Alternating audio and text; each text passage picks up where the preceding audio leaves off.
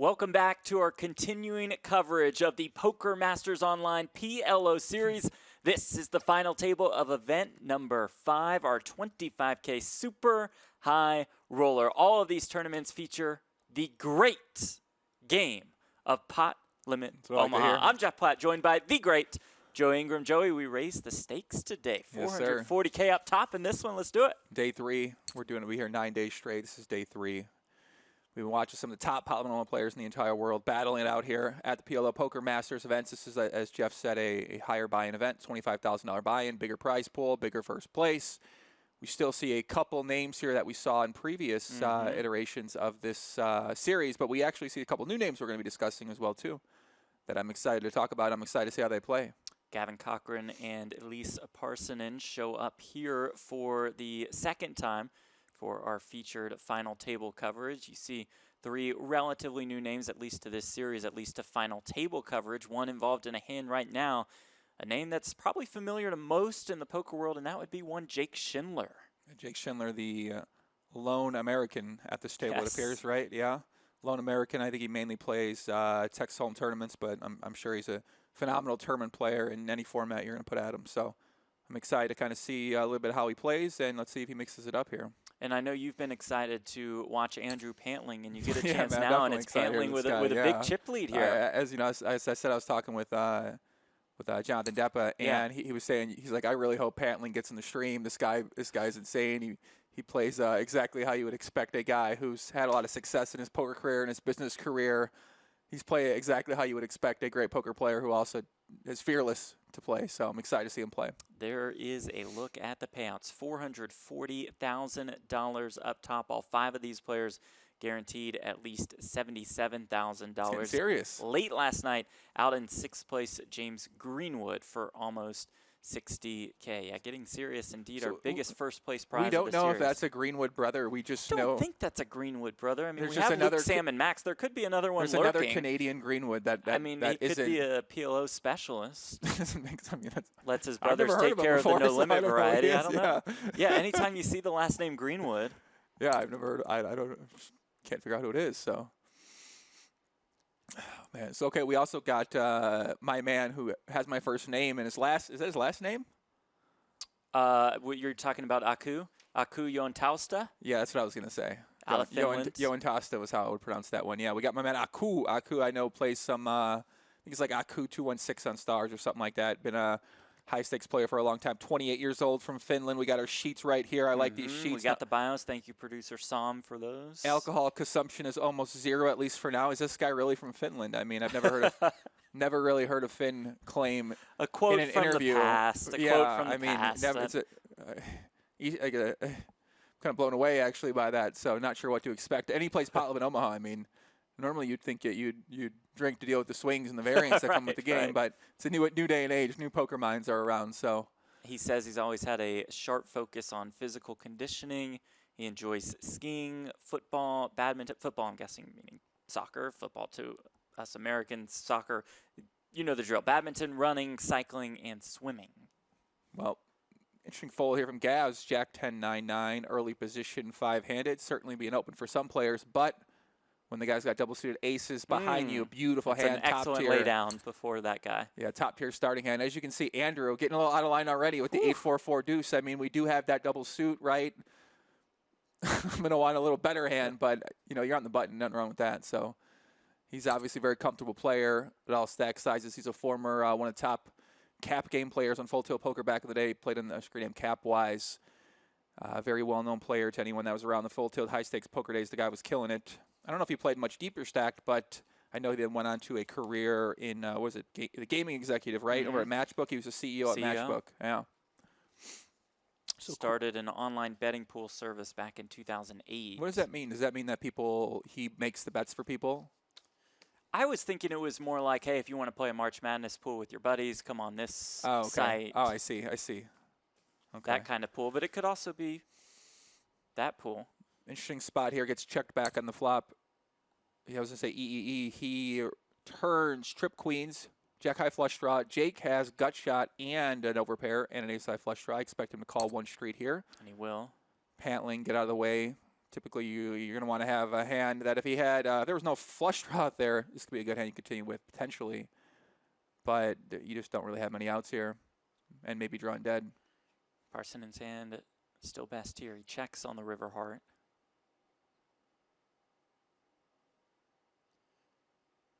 Schindler will check back. Parssinen will take down that pot. Just like that, we're off. And we're off and running. Thank you all for tuning in on both PokerGo's Facebook page and Poker Central's YouTube channel. Be sure to like and follow the Facebook page. Be sure to like and subscribe on YouTube. Anything else you do on YouTube? You're the YouTube master here. I am not. I am What's not. the My pitch? channel, I take too many. Don't take long extended breaks from YouTube, otherwise your channel dies in the algorithm. Okay. So, and Instagram too did that as well. So I'm glad we're on every day then. yeah, I take a lot of breaks personally, so it's not necessarily the best for my channel. I have to like make videos. Like I just put a vlog out today, a PLO gameplay 5K challenge, and you know, you gotta get back in the swing of things on YouTube. You gotta, because once people fall off, the algorithm stops recommending your channel to people, and people have new habits for content that they're watching, so it just takes a bit of time. So that would be my number one advice. Okay. But yeah, you should probably say all those kind of things. That's normal what people say. Okay. Like, subscribe. Don't take days off, which is not something we are planning on doing throughout the Poker Masters Online PLO series. We are here for the duration. This is event number 5, a $25,000 buy-in, 44 entries, creating a prize pool of $1.1 million, 440K of which goes to our winner today. So, how do we, Eelis? Yes. Eelis, okay. Eelis folds ace, queen, jack, small card on the button there. Not a nut suit. Some people might open that hand. He decides to fold. And hold on just a second. The YouTube chat has filled me in on some very, very important information. Can you take a guess at what that information is? I don't know. They say it is June 24th. True. And that means that it is Joey Ingram's birthday today. And a happy birthday to you, my friend. Everybody in the chat wish Joey a happy birthday, both on Facebook and on YouTube. Old. Everybody chiming in. Thank you very much. 24 years old. 24 years old. Yep. Very nice. Used to be 24.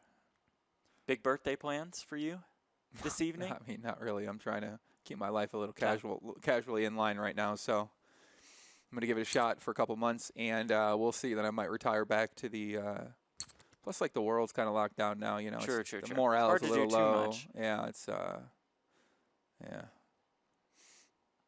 Can't go to countries. You got to self-quarantine yourself. You go to certain states for a few days. I mean,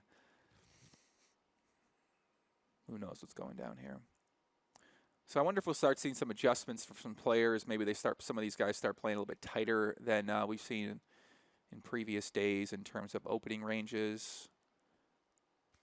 Very interesting. Because I'm sure these guys are watching these final tables, and they're seeing different strategies. Everyone's building their strategy in real time because you're also playing against great players, so your strategy in these tournaments might be a little bit different, whereas if you're playing against some players who are inexperienced at the Great Game in Omaha, and they also play tournaments. They don't play tournaments, then you might approach those people differently, right? That's better players, worse players. Some people are going to play a lot differently against them in terms of how to exploit that.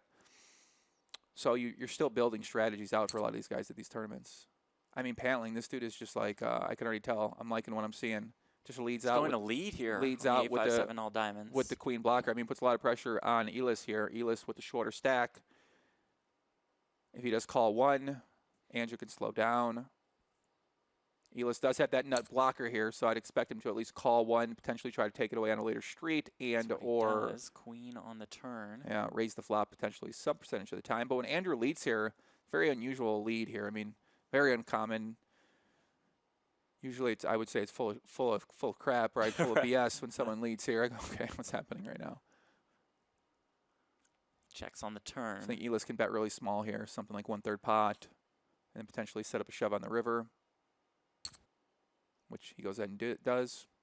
That's 165,000. And Andrew here turns top pair. His hand improves, but once again, once he gets called by the shorter stack, you have to imagine the shorter stack has a stronger hand, so not much you can do right there. But yeah, I mean, imagine if you don't have a hand, you got to fold. If you have ace-ace with no diamond there, and he leads there with that queen of diamonds blocker, then you gotta lay it down. This is Parssinen's second cash of the Poker Masters Online PLO series, finished in 5th place in event number 3. That's the event we featured yesterday. That was good for $37,100. At the Poker Masters Online a couple months ago, he won the 10K PLO 6 Max for almost $290K. Nice.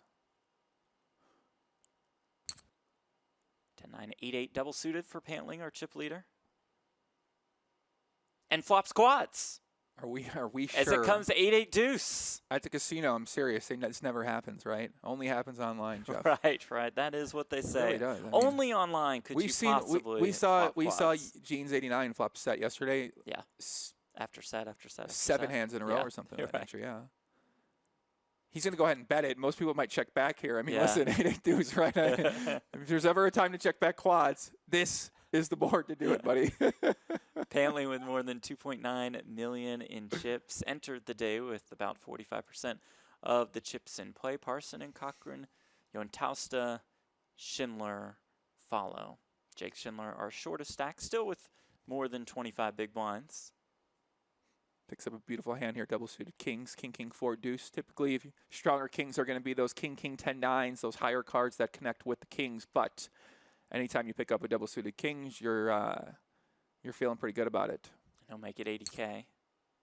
Pantling calls behind with Jack, 8-3. Wow, this guy, I mean, Jonathan was not lying to me. Yeah. The way he described it, I mean, we saw John play, and he plays hands, and he described this guy's love playing hands. I didn't really know what to expect. You know, it's an extra level. King 7 deuce, top set and the flush draw. Wow. For Mr. Schindler. This is what we call a top tier board for your hand, a favorable board. He checks. Not scared of much here. Let's see what Andrew does. I imagine he's going to be stabbing in some spots that maybe most people wouldn't stab with. He's playing such wide ranges, so let's see how he constructs his strategy. He is going to stab here, 48,484. Yeah, makes sense. Puts Jake in a tough spot unless he doesn't have a king to continue with here. Also gives him a chance to get to showdown, get to a river, rather, from Andrew's situation. Once he gets check called, he can check back here and try to hit nothing because he's drawing dead. But so when he gets check called here, he's got to be putting Jake on some sort of king or a weaker flush draw. So I'd be surprised to see him bet again, and he does. He does, 174,000. And now Jake probably going to go for a check raise here, hope that he has something to call him with here. Could check call, but I would imagine most people just check raise here. There it is for all of it from Schindler.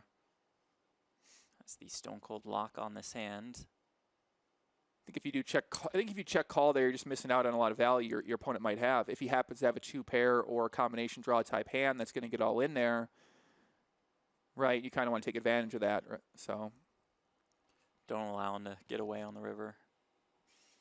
Jake Schindler's second Poker Masters Online Limit Omaha Series cash, finished in 5th place in event number 2 for $25K. He has more than $25 million in career tournament earnings. Not bad at all. It's not bad. It's good for 17th. The man's a grinder. On the all-time money list. His biggest score came at the 2017 Super High Roller Bowl when he finished second. Christoph Vogel saying that score was good for a cool $3.6 million. Not bad at all. Not bad. What do you do after? What do you do after that? Do these guys celebrate anymore? You think after they win tournaments? You know. That's a good question. You're like, maybe they don't. I don't know. Maybe Jake doesn't. I could see Jake just being like, all right, what's next? I like to celebrate, man. I like to have a good time. You got to celebrate a win like that. Definitely. I think you have to. But you know, some of these guys, when they get older, they celebrate when they're younger. And then they get older.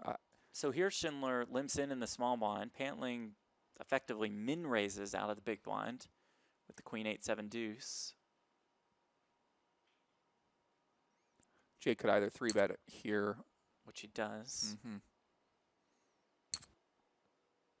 Andrew doesn't think about it. Just makes that call with the queen 8-7 deuce. Comes 5-5-4. Flop some straights, flop some 2 pairs with that hand, flop some trips. I like it. You got the hidden trip draw with the deuce in your hand. Here he's got the gut shot. He might peel one here. Let's see how he plays this really wide range. Any options in play for him, really. See? How about a raise to 288,000? Why not? Puts Jake in a pretty tough spot here. You're certainly not happy about it with the kings. A lot of pressure on him here. So Andrew min raises pre-flop, takes And it Schindler down. lays just like it down. That. Just like that. How about that from Andrew Pantling? I like it. I like this guy a lot, man. This is great. Our chip leader, an active one to say the least. Getting after it. This kind of style I prefer, like playing a guy, just like taking to the streets, man. Sometimes you make some plays, it doesn't work out. Yeah, you know, sometimes it does, just like that. Sometimes it does, and how beautiful. Exactly. I mean, that just puts so much pressure on your opponent, especially with those two stack sizes, 800,000. He calls there. He's got to at least expect to face one more barrel from Andrew potentially on that turn, and also Andrew can check back and try to realize his equity with the gutter there and the backdoor trip draws. So, interesting play. 9876 double suited for Aku Joentausta. Does flop 2 pair, does check. Yeah, both of them got 2 pair. Jake has German 2 pair, Jack 7. Jacks now.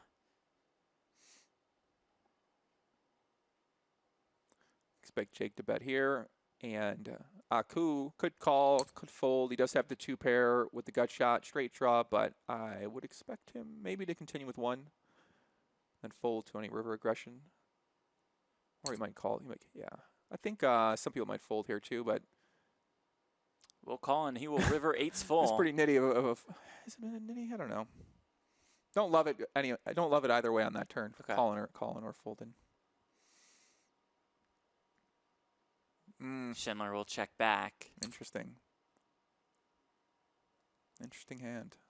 Might have expected Jake to bet a little bit for value on that river. But he decides to check back. Unfortunately, Aku gets lucky, but does not get any more money. Aku Joentausta is 3rd Poker Masters Online PLO Series cash. Finished 4th in event number 2, 7th in event number 4. He has 70 points in the race for the purple jacket. Nice. Who's winning? Marcelo? That would still be Marcelo How Mariano. do you do it? He didn't even play anymore. How's he still in the lead? With a massive win in event number 1. Now, any one of these players with a win will jump over Mariano for the lead. Okay. In the race for the purple jacket and that free main event seat. What is going on? This is set. These are all the hands that we're seeing. All these hands are making sets. Wow. One of those days. So Gav, some of these guys have to be picking up that Andrew is stabbing often, playing very wide ranges. So now you as the opponents are going to say, okay, well, how am I going to potentially adjust my strategy here? And once again, Andrew has a chip lead here, so he can put pressure on these guys. And now Gavs faces the bet. He can decide, do I check jam here or do I just check call? Very important decision for him.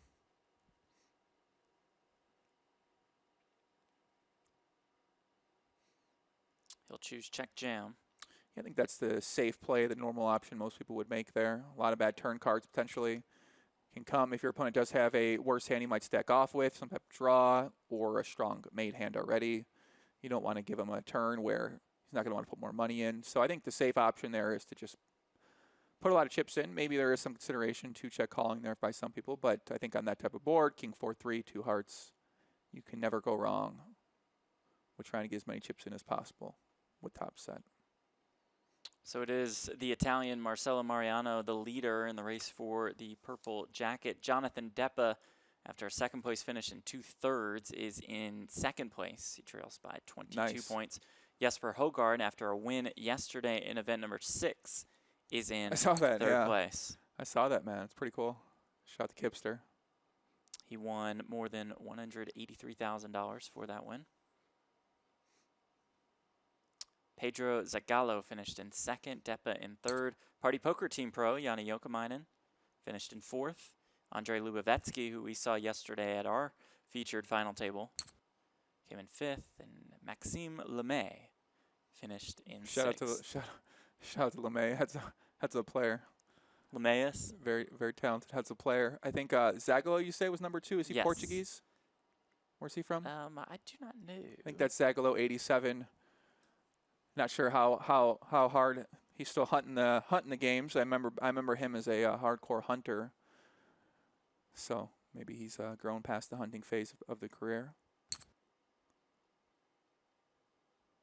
Gavs will bet pot with the full house. We'll take that pot down. Pot and pray. Pot and pray. Pot and I pray. like You get that. called by I like something. that. That's what pot and pray.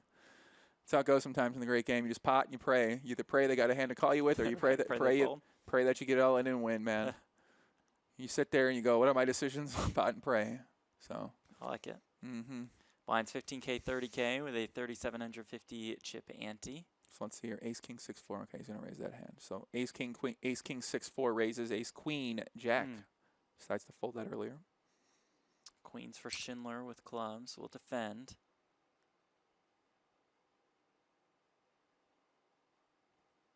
King, jack, 8 with 2 spades. A nut flush draw for Parssinen to go along with his kings. At least Jake's not going to lose any more money here. Right. Not quite the flop he was looking for. No. Not many flops you're looking for with the queen, 6-4, really. I mean, you're looking for a queen. You're looking for the straight. I mean, you're maybe capture an overpair with a draw. You know, it's not a hand. It's not a hand that you're necessarily always like, oh, let's play this. Can't wait to play queens. Yeah, exactly. Queen, 6-4, right.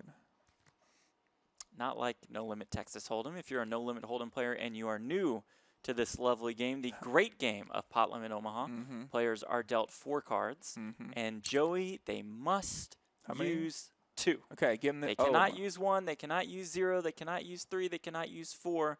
They must use 2. Did he just get a walk with the ace, king, jack? That's always after you've been playing super crazy and you feel like, okay, I'm finally going to get some action. And then you get a hand. Then you get that in the big blind, and they just walk to you. It's a little tilting. Maybe he's going to steam it up here a little bit. But yes, look at the board, right? 5 cards. Pick 3. Pick 2 in your hand. That's your hand, all right? That's an easy way to remember it out there for anyone that might be new to the great game. Ooh, king, queen, 9-9 double suited, raises it up. Aces in the big blind for Joentausta with clubs. Top tier aces. Ace, There's 2 high cards. bet. Yeah, nut suit. Eelis, king, queen, 9-9 double suited. I never folded this hand with 3-bet in my entire life. If there was a time, this could be it. You preserve that chips. Aku's not going to be getting too out of line from the big blind. This could be the time, but you don't feel happy about it. And I'd like to get his real-time reaction to having to fold this hand potentially because... And he does fold the hand. That's a criminal. Max Payne for a PLO player. That should be a criminal right there to fold that hand. King, queen, 9-9, man. All hands matter. That's crazy right there. You can see him tank down like, do I really got to fold? I mean, like, I really might have to fold this. Really have to fold the king, queen, 9-9. It's how it works sometimes. You got to fold those strong hands in these things. You got to preserve your chips. Jake Schindler, the significant short stack. There is a $22,000 pay jump from 5th to 4th. Schindler with ace, queen, jack 10 with clubs. Nice little hand right here. Eelis could defend with the nut suit. He decides to fold. So he's playing a little bit tighter, it appears, from the last time we saw him around here. I don't know if we saw too many hands, but he's playing tighter than in general than other players we've seen so far. Pantling, the chip leader, with more than 2.7 million in chips. Gavin Cochrane in second. Aku and Eelis, the Finns, neck and neck for 3rd place. And again, it is Jake Schindler under 20 bigs. Jake Schindler has 172 live tournament cashes. 2. That's it. In Pot Limit Omaha. 172. Right. That's a lot. How many does Phil Hellmuth have? Oh, probably more. 10,000. I was going through the World Series poker records the other day, and I see why he's so braggadocious. He has all the records. I mean, it's pretty he's impressive. got every record in sight. It's pretty impressive. If you go back through his Hendon mob, I mean, it's pretty sick. He's got a really sick Hendon mob, man. I see why he's got that swagger, walks around the reel like he's the king of the place. Of course. You know? I see why now. He is. He's the king of the World Series. That's true. I guess so. The 15-time World Series of Poker bracelet winner, Phil Hellmuth. That's not bad at all. Not bad at all. Hellmuth with more than $23 million in tournament earnings. And Jake has how much? You said he's 5th? Jake has more than 25. Nice, okay. Jake is 17th. Hellmuth is 22nd. He's got a bunch of those big events. He plays a lot of high rollers, Sure. right? Okay. Sure. Whereas, do they count online in this thing? Or is this just live? I think on the all-time money list, they count World Series online events, if I'm not mistaken. Which I could very easily be mistaken. But no, I don't think there has been Hellmuth World Series online score. events until this year, though. I think it's mainly... Yeah, they've had like 7 to 8 Yeah, I guess year. like on the WSOP.com platform. Right, Yeah, that's what I mean. saying. Yeah, okay. not international until okay, this okay. year. top set for a coup. Might consider checking this back here. He's got a very strong hand, backdoor flush draw. It's pretty standard to continuation bet here, especially after raising under the gun, but especially against an aggressive player, a good exploit might be to check back, maybe induce, let him catch up a little bit. Or, and who knows with Pantling, as Pantling goes for the check raise to 184,000. Or you bet and let him check raise you. And then you just call. 100 IQ play right there. The turn is the 7 of spades. 1,000 IQ play. 100 IQ is not very much. Let's see what he does. I mean, when you get called here, you got to put your opponent on a pretty strong hand. Right. Once again, he's got the short stack. We saw him give up before. Gonna keep coming for it. And he's deciding not to. Now a coup could call. He could go all in here. Could exercise his right to put all the chips in the middle, and he will. And that's what he'll do. Praying your opponent does not snap you off here with the deuce 4 or the 4-6 in this right. spot. Pantling lays it down. Aku moves into second place. See if we'll see Andrew switch gears a little bit if he gets a little bit more even in chip stack. Remember yesterday we kind of saw the aggressive play, and we talked about playing this aggressive style and putting a lot of pressure on is a good way to build up those big chip stacks in order to have a great chance to win the actual event itself.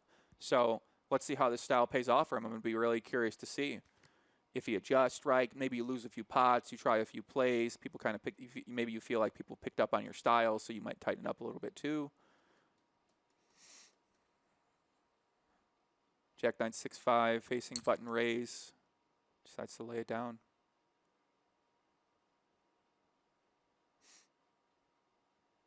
Schindler, the short stack, up to about 18 bigs. Kings for Gavin Cochrane.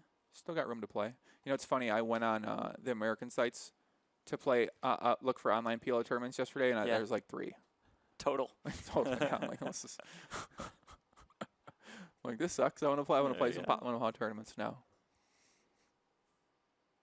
Hard to find. Another min raise from Hard Pantling. to find, except if you're on the untracked Euro sites, then there's a bunch of them going on there.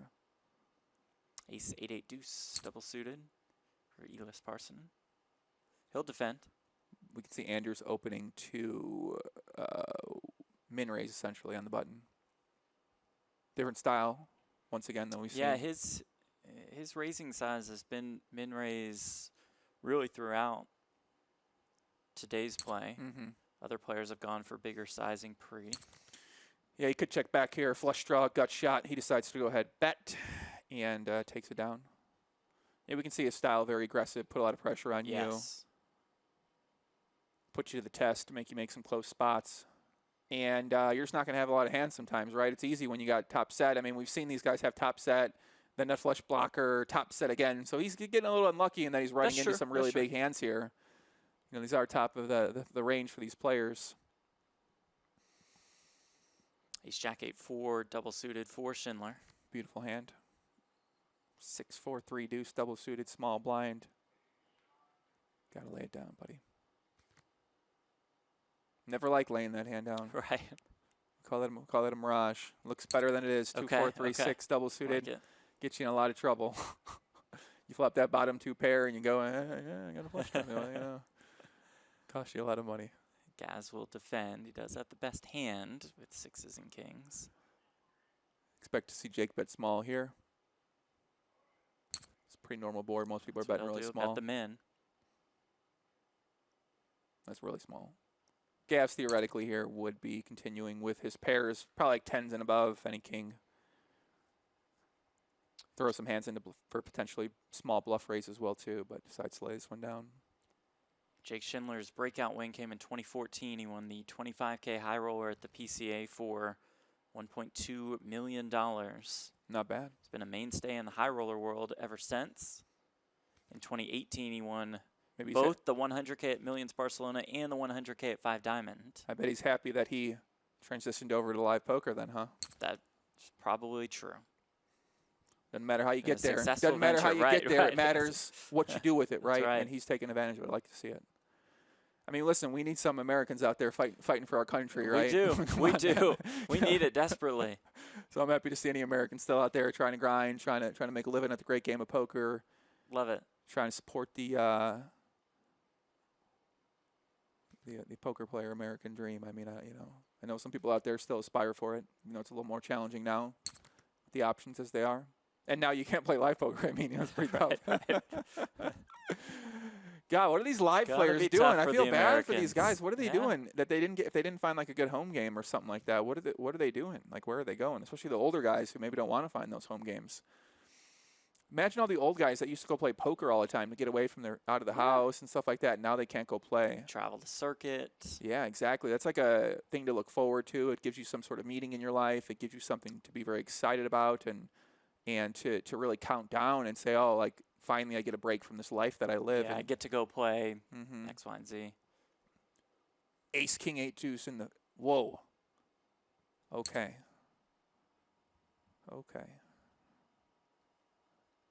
Oof. Take that one in. Cut off. Another min raise. I don't know what this Pantling guy's doing. Yeah, this is a strange guy, man. I'll tell you right now. With Schindler limping on the button.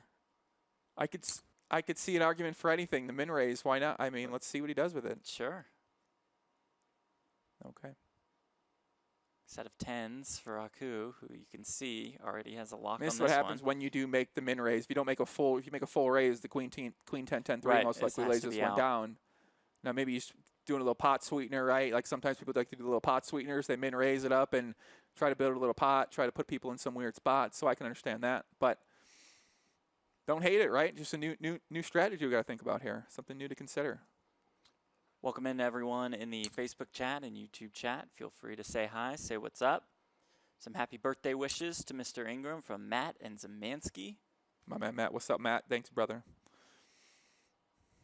Greg Kelly says, love the layout. 3D-ish, fun, lovely. Cool.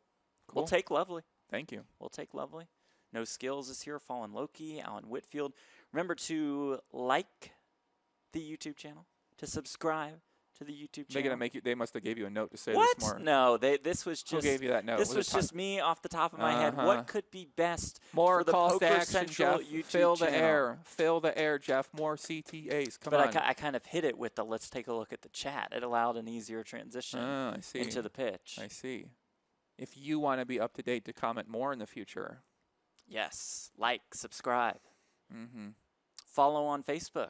Our PokerGO Facebook page. Not even you. People use Facebook now. I don't even use Facebook anymore. I very rarely go on there. Yeah, I don't use it that much either. But for live broadcasts, it's starting to kind of make a move, I guess. I much prefer Twitter for my battles with people versus Facebook. I like Twitter. Twitter's a lot. Once in a while, I like to throw a little political tweet out there and keep it up for about just watch what happens. Keep it up for about 5 to 10 minutes, and then battle with the first couple in the comments, like we do a little bait. But you can't leave any political tweets up for longer than about 10 minutes if you have a lot of followers, because it's just too much. Yeah. Then who knows who's going to start saying something? Then people they're going to get all excited. Then you're supposed to expect it to battle 100 people, and then it's always, unless you're not on the agreeable side, which is the, not to get too into it, but unless you're not on the agreeable side of things, then you're going to put yourself in a really tough spot because you're battling on. So what are you, the worst person of all time? Come on. And then all their people get in there and they're like, yeah, come on. How dare you say that? How dare, what are you, uneducated? You don't know any better? So it's just, so you got to be really careful. Unless you like that or you just want to ignore it, it's fine. But for me, I like to go to battle with at least a couple of them. Okay, it's a madhouse out there. It's like you'll be war ready on Twitter if you talk about politics if you're sending right now. Something, you got to be ready to go. Especially if it's anything that especially now it's happening in the world, right? If it's anything that might even be slightly in non-agreement with what is considered the popular opinion right now. So the mob, they're ready to contact your bosses. Jeff, you better be careful, okay? They're going to be writing Maury and saying, Maury, get this guy off the air. He put. He made a tweet. Yeah. They're cancel hungry out there. PokerGO, how dare you? But yeah. Look at these hands. Pantling, Look at these. Queen, I'm surprised that my man Aku didn't 3-bet the Ace King Jack 8 double suit. You got a wide opener there. I mean, I can understand wanting to preserve that stack size as well too. I think Ace King Jack 8. This is a beautiful hand right here to put in your 3-bet range. Checks around. Jake straight for Jake the Snake. Bam. Flush draw for Aku. Expect him to bet here and bet pretty big.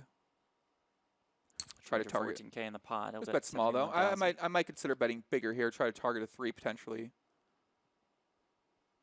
and charge these flush draws. but he decides to bet small. I think you have someone has a 3 ace 3 here. They're most likely not going to fold one. Although maybe they would. So maybe there's some consideration to go with this size. I think a coup has nut flush draw. Don't see him laying this one down to that size. Oh my! How about a raise? Wow, there's some things happening in this tournament today. I like this. Jake Schindler happy to put all the chips in. Interesting. And okay. here we go. Schindler, the favorite, looking to dodge a spade on the river. And he does That he does. Jake Schindler with the double up. Jake Schindler up to more than 1.1 million in chips. Okay, okay. Interesting. Got some things happening here. I mean, that's one way to play the ace, king, jack, 8. And That's true. Why not? I guess I see what he's saying. He thought the same thing I was thinking. If he had that straight or if he had a nut hand, he would have bet bigger. So he is completing from the big blind. He's going to have a wider range. What hands would he have as pure bluffs there? Some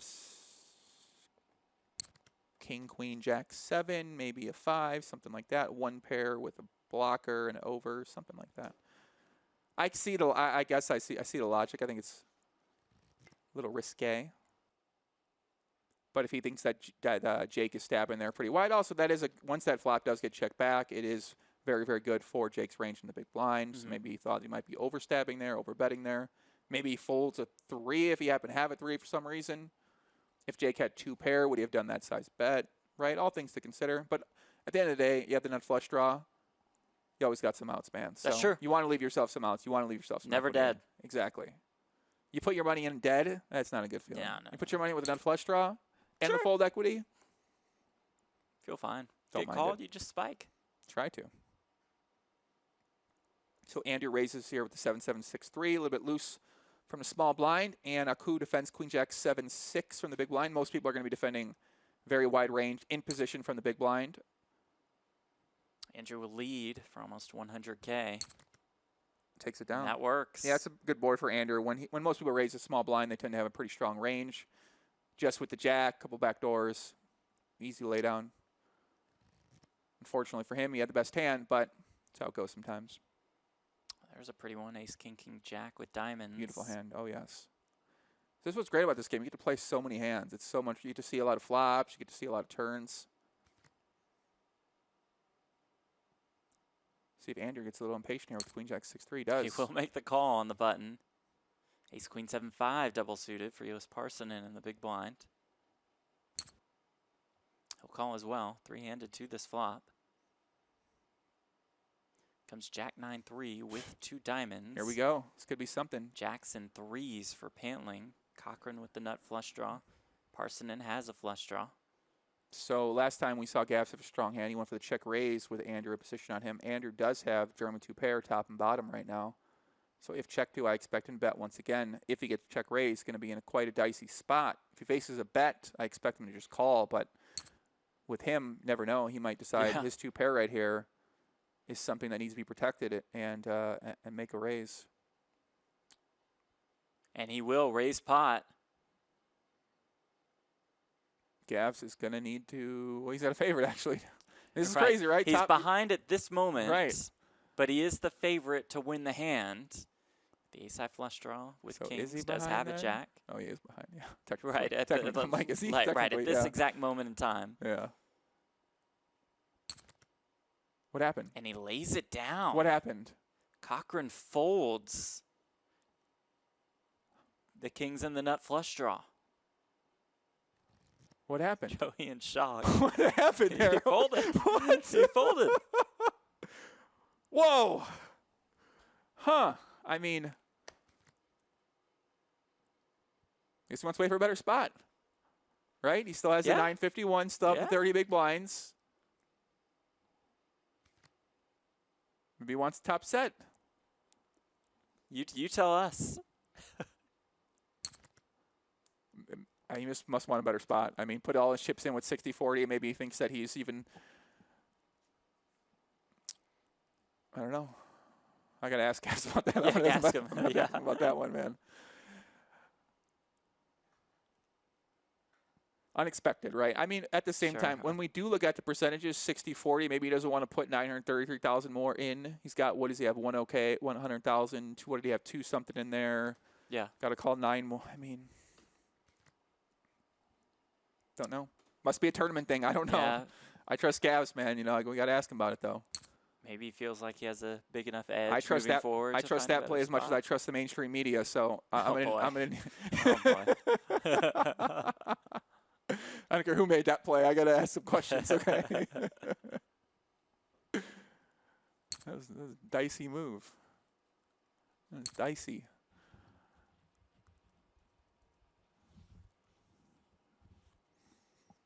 I bet he comes back and wins now. Yeah, and he can point back to that fold. Exactly. He looks back on it and says, good fold. King 4 deuce. Do these guys smile, you think, in the photos? Do we have a smile? Schindler, very rarely. Schindler seems to have that look on his face All the time? 95% of the time, I would say. Nothing wrong with that. No. Oh, boy. Aces for Pantling. You think he's just going to call here, do you? I don't think so, guys. I think No, I think we're going to see He a puts chips in 3 when he bet can. here. Yeah. Some people might just call here, play it conservative. He's going to put the pressure on. King 4 deuce is going to lay it down. Weaker kings once again.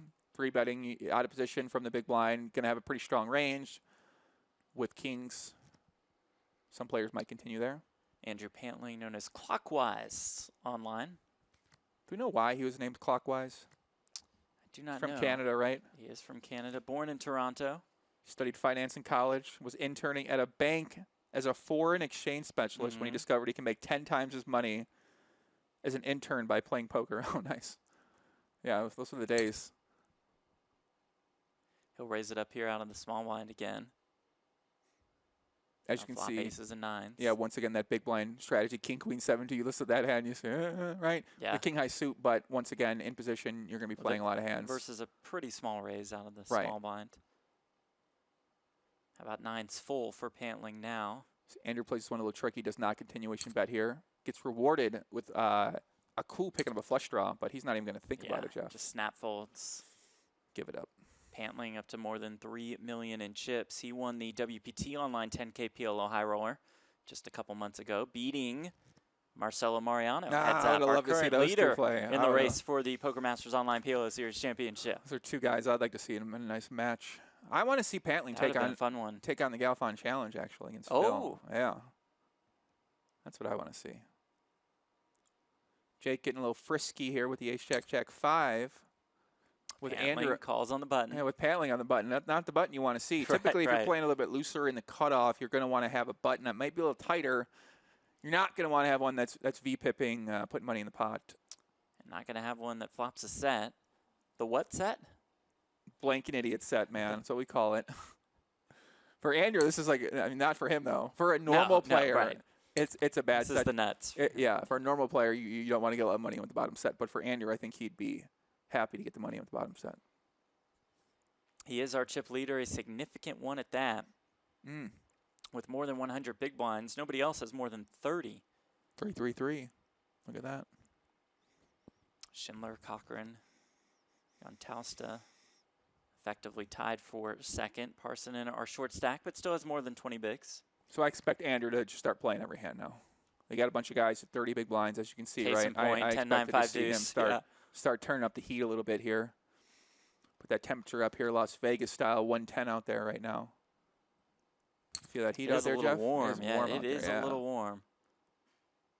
It's so like a strange time to be here right now, man. The Aria's closed. It's like It is funny to look at the Aria, which is just absolutely massive and even majestic, and realize there's nobody there. I know. It's just empty. It's very strange. Real strange, It yeah. is eerie. It's bizarre. I went through Crystals yesterday. There's like Okay. ropes everywhere. Everyone's got masks on inside. I mean, But are all the shops open? I think most of them are open. Okay. Yeah, yeah. Starbucks, they didn't let you pay with cash. Oh, interesting. They're trying to really push that Okay. digital currency on us here. So get yourself Oh, that prepared, guys. works. They're trying to phase out cash. Can't track cash. right. Fight for your rights or let them go by the wayside here, people. That's what people always talk about.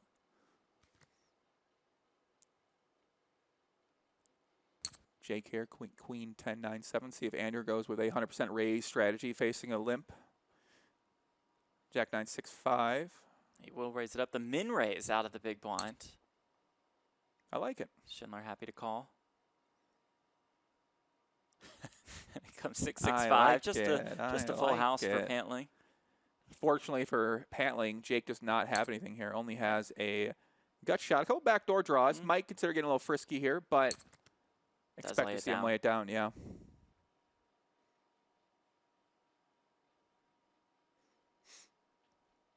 If you're checking us out on Poker Central's YouTube channel or PokerGo's Facebook page, let us know where you are watching us from today. Vegas. Always like to see where our international audience is coming in from. And little, some from Vegas. Little international flavor. Yep. See in the Facebook chat, it is Ismo waving that Finnish flag. The Finns have had some solid performances here at the Poker Masters PLO series. 10-9-8-3. Raising up from the small blind here. Comes Queen Jack 5 at the wrap, the flush draw.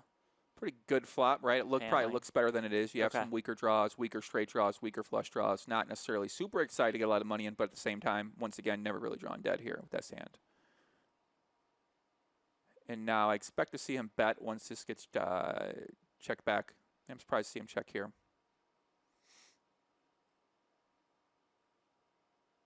Aku checks back. Let's see if he does try to bluff this river.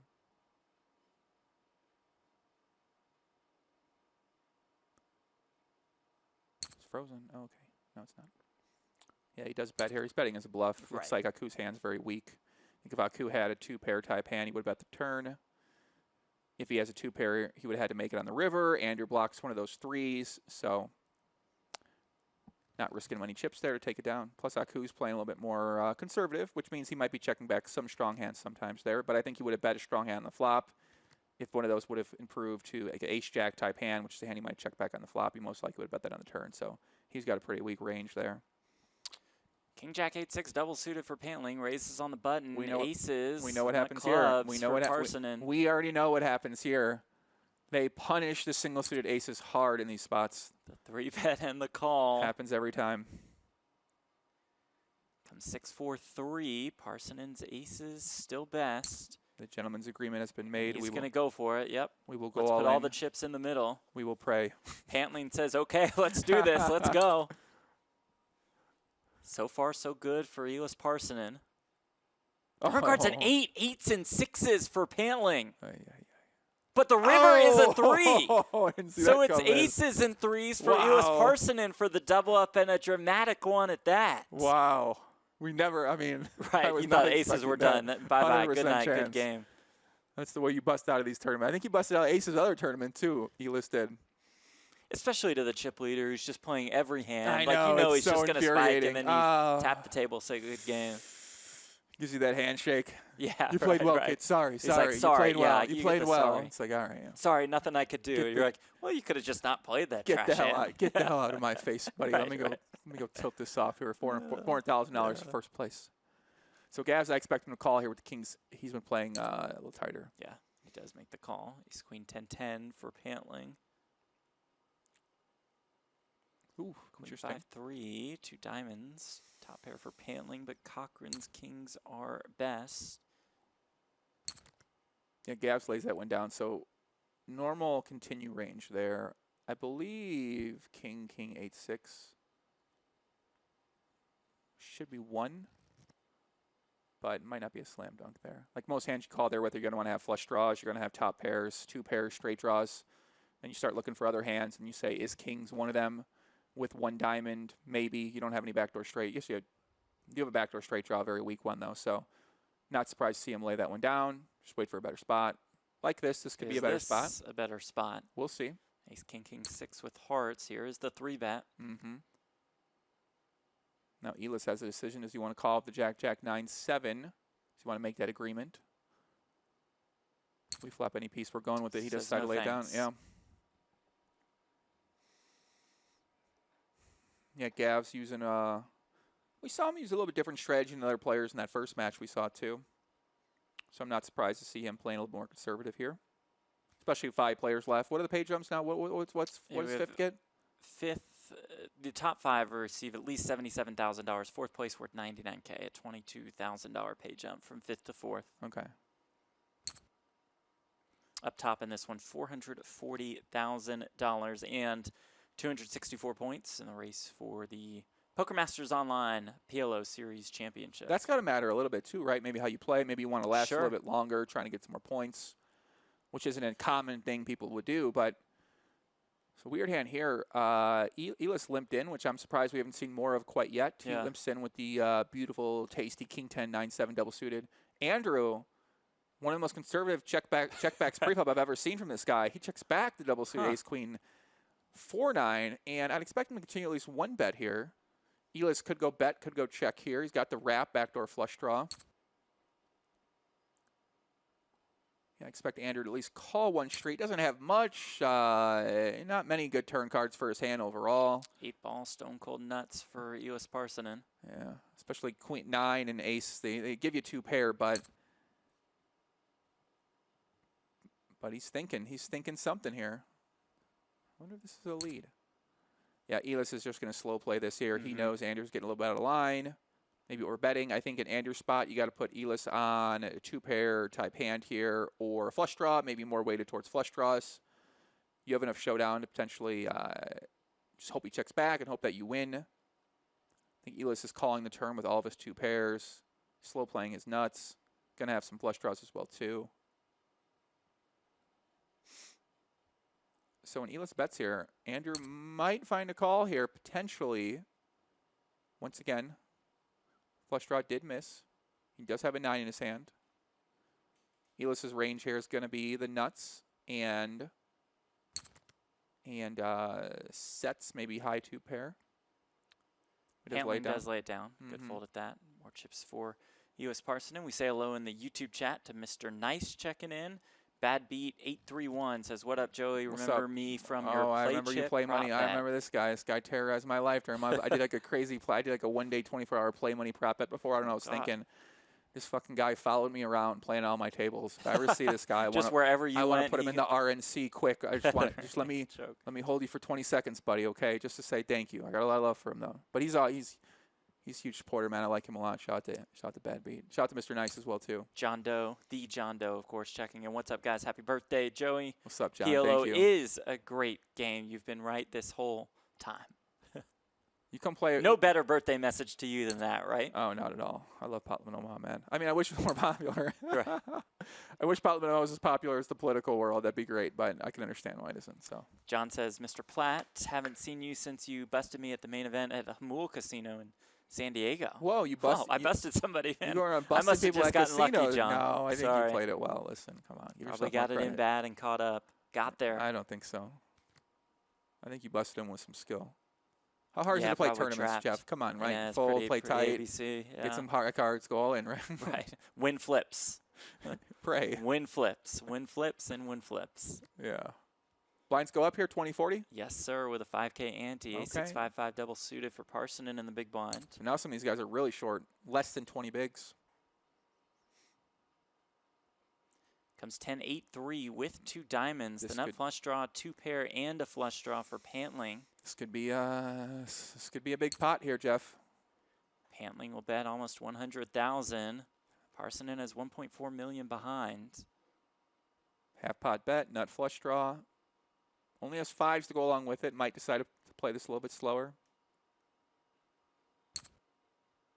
We'll check call. 5 Oh on the my turn. Wow. A set of 5s for Eelis Parssinen to go along with his nut flush draw. The hidden set. Pantling in some trouble now with top 2 pair. Oh, boy. This is going to Pantling be it. bets 248,000. Biggest pot of the day so far. Eelis is loving life right now. Raises pot. Pantling's probably loving life right now, too. Top 2 pair flush draw. You know what I mean? You got to be pretty excited about it. Hope the guy's got a flush draw himself. And we know that Pantling can only hit a 10 or an 8 on the river. Right.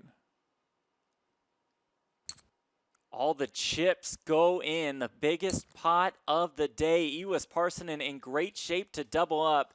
Just looking to dodge a 10 or an 8 on the river.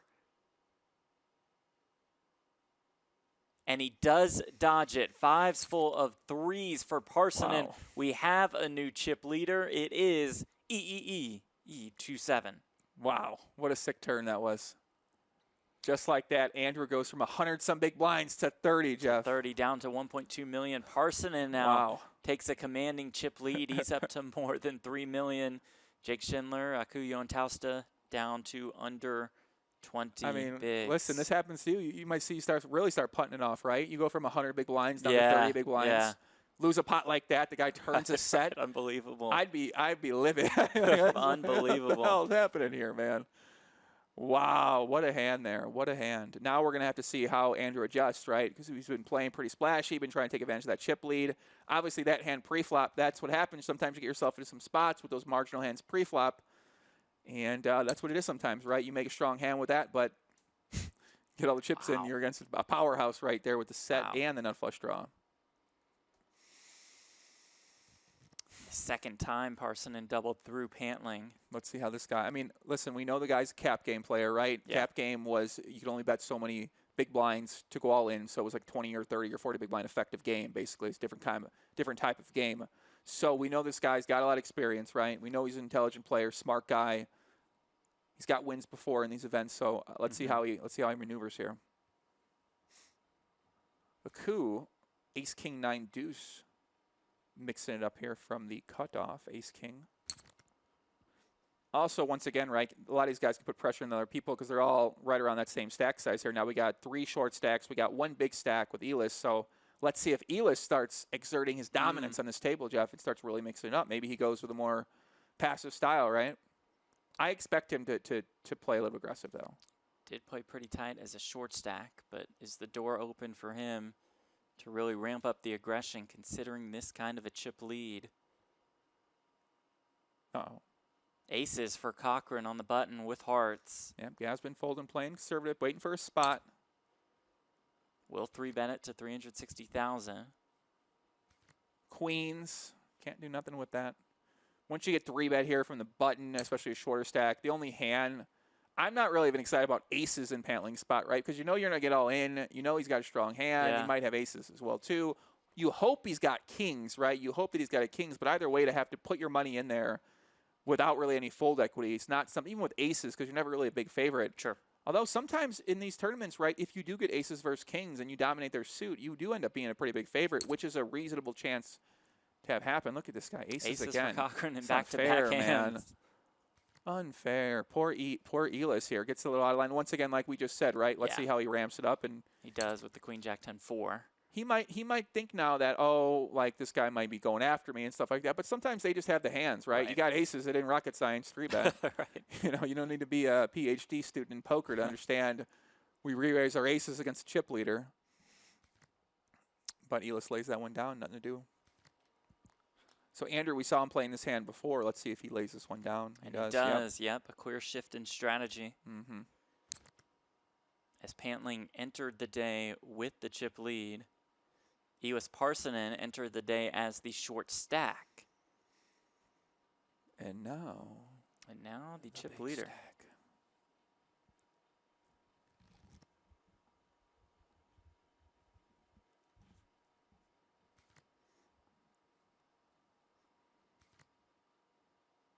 $20K, $40K blind, so they 5K ante. Event number 5, the super high roller. Whoa. At the Poker Masters Online PLO I've series. never folded a hand ever.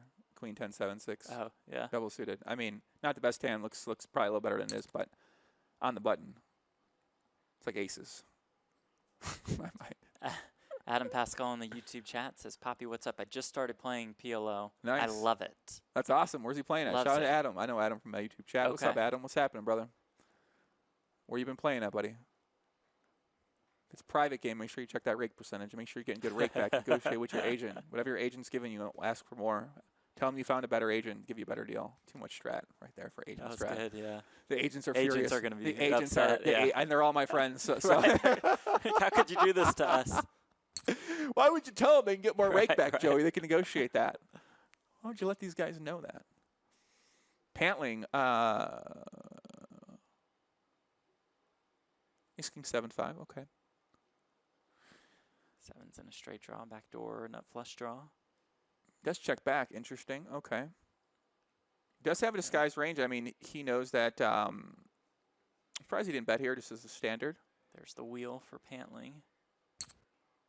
But having this hand in your check back range, I think is good. I think it's fine. You get to call out turns. You get to improve your hand on a deuce. Your hand is disguised as well, too. But this board does favor the big blind's range better than the under the gun range.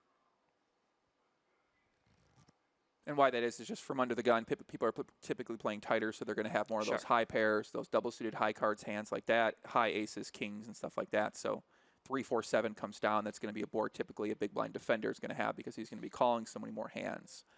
So how you adjust those situations. Now each player has a different strategy in terms of what's optimal or exploitative, and that's what makes it fun. But that board, kind of boring board, 3-4-7. What's your favorite board, Jeff? You got a favorite board? Favorite board? Got a favorite? Is there a board you feel like you know how to play better than other people might? Just something intuitively. Yeah, when I just flop the stone cold nuts, I feel like I have a no, decent edge. your hand doesn't matter. It's just the board. It's just the board? We're taking the hand out of the equation, and we're Okay. just putting a board up there. What would be your flop that you feel like you have a strong understanding of? Give me Queen 10-10 with 2 of 1 suit. Well, that's Queen a 10-10 with pretty 2 crazy diamonds. board to pick, buddy. I mean, listen. I feel like an expert on the Feel Queen like you got that 10-10. board down? Yep. Okay. I mean, I'd like to All see. my studying's geared towards that complicated Wow. texture. Wow. I can give you a board you could work on from just a button. That's how you start off. Start off studying in position. Start off studying, pick a high board because you're going to have a range advantage against the big blinds, and go from there. You're going to find out some interesting things. Some boards, Jeff, in Nolan Holden, did you know, optimally you can bet it 100% of the time? Yes, I have seen that. I've heard that mentioned. It's called pure. They call it a pure bet. That's what they're calling pure it. bet That's is what they're calling 100% of the time. It's might need to rebrand that name, but that's what they're calling it right now. Most people don't know that, right? And obviously it doesn't mean you have to necessarily do it, but optimally you could do it, but you don't always have to. Eelis Parssinen, our chip leader, almost 3 million in chips. Let's go. Then a fall off before Gavin Cochrane, Andrew Pantling, Joentausta. Jake Schindler, the lone American, is the short stack. Let's see how he maneuvers with the short stack here. 8-7-6-5 under the gun. Is it going to be a raise? Is it going to be a fold? Remember, if we get those short stacks, we're going to want to have higher cards in our hand, and he does lay that one down. 8-7-6-5 deeper stack, 5-handed. Could be a fold unless you got certain players at the table you want to play hands with, but looks a little better than it is. It is connected, but does not have a suit with it. Queen 6-6-2 making a finish pre-flop raise here. It's definitely a Scandinavian raise, I'll tell you that. And Gavs lays down the ace-10-9-3 with the nut suit. Surprised to see that. Once again, they are short, and maybe he just really wants to wait for better hands. Nothing wrong with that. Maybe laying down some of these marginal hands that while you might be getting the right price, just post-flop right, maybe don't play as well for you. Like even that hand you flop an ace, you're not really happy about getting a bunch of money in against a pre-flop raiser. Especially when you can just fold, you don't lose much, and you wait for better spots. You do have a short stack lingering in Jake Schindler. There's a $22,000 pay jump from 5th to 4th. Parssinen raising it up on the button with the Queen at 9-8-5 double suited. Jack 7-7-6 with clubs for Schindler. He'll defend and he'll flop jacks and sixes. Top and bottom pair, double gutter for Eelis with the 7 and with the 10, backdoor spades as well too.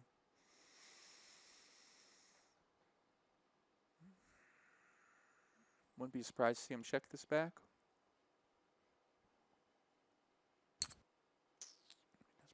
Does bet pot, coming after it.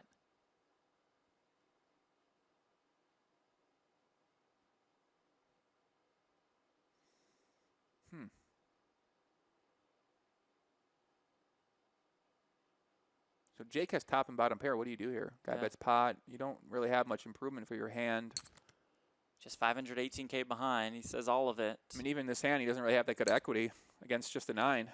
Parssinen calls, and here we go. Jake Schindler all in and at risk. He is ahead for now. Parssinen picks up a flush draw as well on the turn. River card.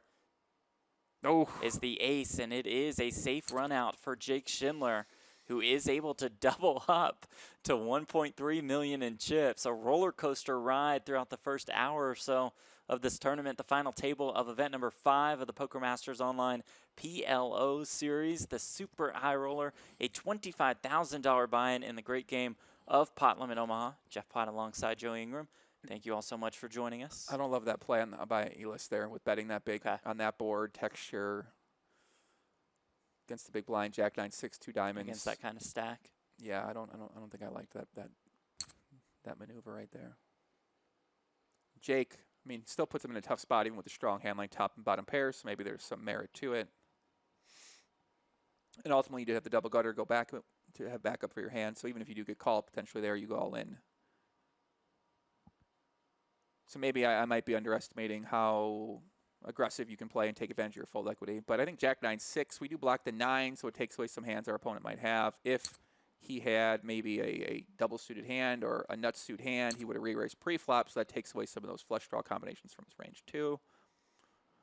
All things to consider. He blacked the cat, the queen in his hand, which blocks some of the outs if he had a straight draw potentially too. So looks like Andrew's going to win some chips back here. So they're all kind of even here, Jeff. Yeah, they really are. There's the drop-off after so Parssinen. that means we're going to see a lot tighter play, right? That makes sense, right? Okay, because these guys are all right around the same, so why not just wait? Why not just play tighter and pick your spots better, right? Put your pressure, be the one putting the pressure on the opponents versus... Yeah, all in that 20 to 30 big blind mark as far as those 4 are concerned. Our final 5 guaranteed $77,000. I got to have like one conversation with Ryan LaPlante about this, and he'll put me on some game for the Pot Limit Omaha tournaments. That dude's I'm really upset he couldn't play this. I would like to see what he had, man, because he's been grinding so hard. I would have liked to see him compete. Yeah, man, I would have loved to see him compete against these Finnish guys. Yeah, would have loved that. I mean, he just works hard. He's been grinding. I mean, I'm pretty sure he's been grinding like last 6 years straight. So no days off for him. Since I've just been grinding every single day, man. Kid's working hard. He does work.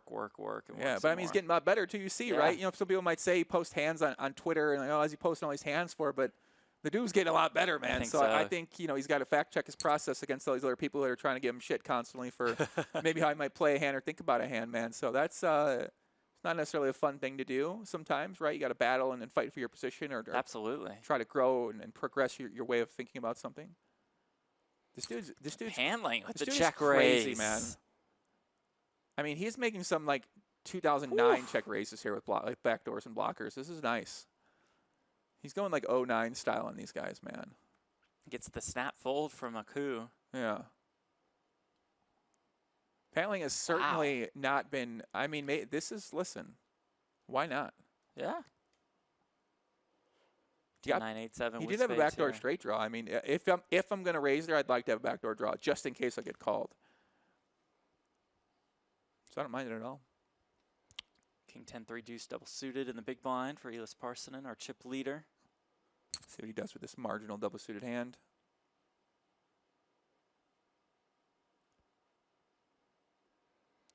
Does flop a flush draw. They both flop a flush draw. Parssinen's being the better one. Tricky spots for some people to play. Bottom pair, 10 high flush draw. They might overcommit some chips and feel like they got to call 1 bet, call 2 bets with this type of draw.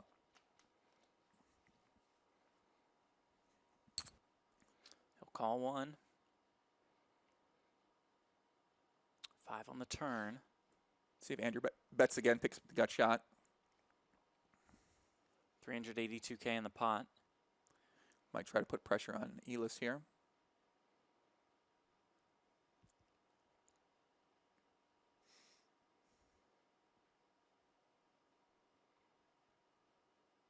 Does block the ace-8, which is a strong hand to have. Yeah, not surprised to see him bet pot there. Just put full amount of pressure. If this guy doesn't have deuce-4, nothing he can do about it. He blocks the top 2 pairs with that 8 in his hand. Does have the gutter to go with it, and the flush draw to go with it if he gets called potentially. He's going to have pocket aces in his range. Here comes Andrew Pantling once again, up to 1.7 million in chips, more than $4 million in career live tournament earnings. You're seeing, Jeff, right? Remember I said earlier about it's hard to play against this guy if you don't have top of your range, if you don't have the nuts, right? This is what happens. They're not going to make the nuts every time. They're going to have a marginal top pair. They did earlier. Exactly, right? Exactly. And we saw him get a little unlucky in terms of making moves against those hands, and then he had the big all-in. He lost that. But I think that he's exerting his aggressiveness quite well here. And, of course, you're going to run into spots, and you're going to feel like an idiot sometimes. And Sure. Say, oh, it didn't work. You're going to look dumb, and it just is what it is. People out there might critique your play in some type of way, but at the same time, it can also work out quite well for you and be a unique strategy that you have.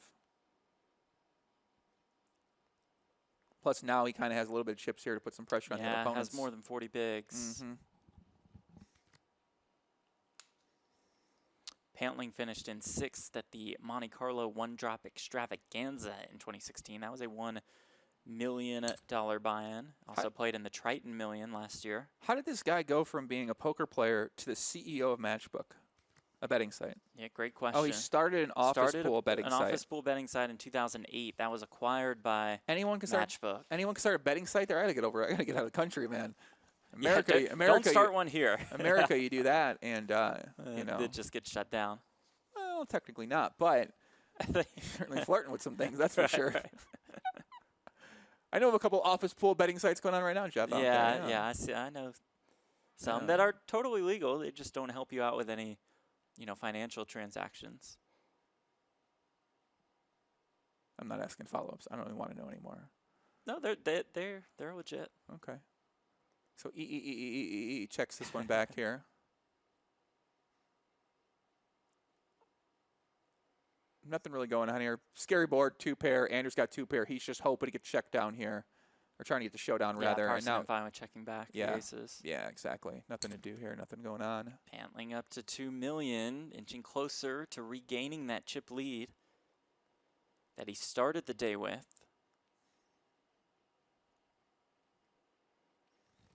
Pantling finished 2nd in the 2,500 euro 6 max at the 2010 World Series of Poker Europe. Lost heads up to Phil Locke. I love that guy. Yeah. Think about the difference in entertainment value watching Phil Locke versus pick almost anybody now. Right. That guy was mad. I love that guy, he was the best. Is the best. Still fighting. Still grinding. I love that guy, man. Married Gentili. Gentili's awesome too. Gentili's the best as well. Well, everyone can't be the best theoretically, but I mean, I see where you're going with it. There's a group of the best. Yeah. The best. What's that code doing? Is he going to time out? What are you doing, buddy? Come on. Don't disconnect with aces. Short stack and aces disconnect. I've heard of stories like that before. Yeah. Sounds terrible. I'd be life tilted. I'd be slamming things. I mean, 440K up top, 5-handed. Throwing water bottles. Internet goes out and bang the game.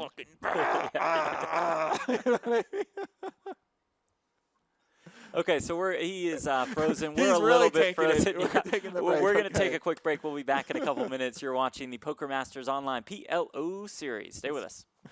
He's really tanking.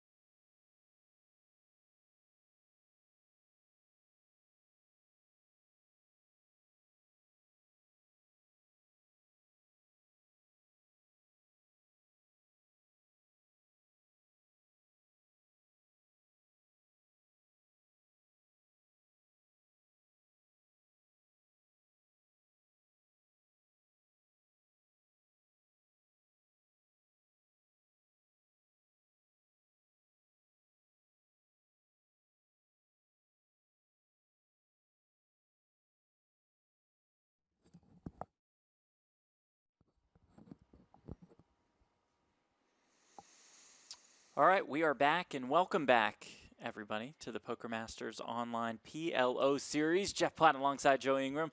This is event number 5, the Super High Roller, a $25,000 buy-in in the great game of Potlam in Omaha. There you Been go. a pretty Potlam in entertaining Omaha. final table oh, yeah, so very far, entertaining so far. Oh, yeah. They've been mixing it up, Jeffrey. Pantling is taking it to battle. He's got a little unlucky against Eelis earlier when Eelis turned that set versus top 2 pair. But as you can see right now, hopping back into it, Andrew Pantling's putting a lot of pressure on all of his opponents. Yeah. We have thrown ranges out the window, and we are taking it to the streets officially today here. Pantling regains the chip lead. He entered the day as the significant chip leader. Fell off a little bit after doubling up Eelis Parssinen twice. Parssinen went from short stack to number 1 on the leaderboard and now is down to 2nd place. Joentausta is our short stack. Better hope he picks up a couple more sets. Right. Gonna be tough to beat this guy, Andrew. You don't make a strong hand. If you make a huge hand, you can get paid off. If you don't, you're going to be put in some really tough spots. Yeah, you are. You're going to have to. I mean, especially in a tough spot where you have these 3 other players still in the mix here. So Pantling in the cutoff says Queen 7-5-4 with diamonds. Good enough for me. I like it. Got a suit. Raise and take it for him. Blinds 20K, 40K, as you see on the bottom of your screen with a 5K ante. There is a look at the leaderboard. Andrew Pantling, the chip leader. Eelis Parssinen right there. Jake the Snake Schindler in 3rd place. Gavin Cochrane in 4th. Joentausta, the Finn, our short stack. A tournament win for any of these players would put them at the number 1 spot on the leaderboard for the Poker Masters Online PLO Series. Put them in prime position to win that coveted purple jacket, to win the free entry into the main event, valued at $51,000. Aces for our short stack, Aku. He'll 3-bet Pantling's That's what these open. guys are doing, waiting for aces. Yep. These tight players, waiting for aces, waiting for aces. See if Andrew decides to defend here with the 9-9-8-7 out of position. He does lay it down. Yeah, don't risk it. Keep those chips. Keep that chip lead here. Keep putting the pressure on. Kind of keep these 2 guys right around the same stack size here. 3 guys around the same stack size. 7, 8, 8 right there. All 5 of these players guaranteed $77,000. It's a 22K pay jump from 5th to 4th. Up top in this one, $440,000, the biggest first place prize so far at the Poker Masters Online.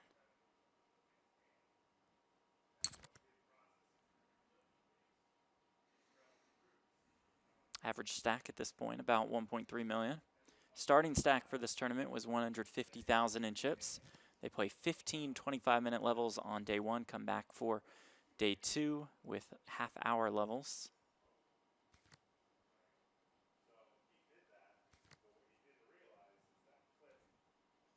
My girlfriend said she got a big cake. A big cake for the birthday boy himself, Joe Ingram. Feel free to send your birthday messages along in the Facebook chat or YouTube chat. She said, can I bring in the studio? That's allowed. I think cake is allowed. I think we would consider her essential personnel if she brought a cake. The studio pretty shut down at this point, but let's see here. Aku's got the trip 8s. Jake checks back to the overpair, a couple backdoor flush draws. Expect to see Aku lead, and Jake most likely call 1 straight at least. These smaller these ranges are way different. Like at 100 big blind cash, right? You'd call the lead there, but with the stack size that they are, preserving these chip stacks seems much more important. So all these ranges shift quite drastically, it appears. Which makes sense, right? You can't necessarily, you don't have the chips to lose, so it just means it seems like you can put a lot of pressure on your opponents around this point specifically. Maybe it changes when not everybody's short and the pay jumps aren't so big. if you're checking us out on our Poker Central YouTube channel, be sure to click like, be sure to subscribe to the Poker Central channel. Click like on our PokerGO Facebook page if you are enjoying what you are watching. Gregory Kelly in the YouTube chat says they don't follow chat. Yes, we do. Yes, we do, I've Gregory. had chat. I love the chat. I love following you guys. But Fallen Loki in the mix says, welcome back, bros. Thank you. Good to be What's here. up? What's up? What's up? What's happening, buddy? Stephen Angus in the Facebook chat says, Joe Ingram, the best to ever do it. Happy birthday. That's definitely not true, but I thank you. I appreciate it. I'm good at a lot of things and bad at a lot of things. So maybe the best conversationalist of Pot players in poker. Some of the other guys might try to debate it, but listen, we can bet it if you guys want to. Let's do it. Let's make it happen. Take your side in that one.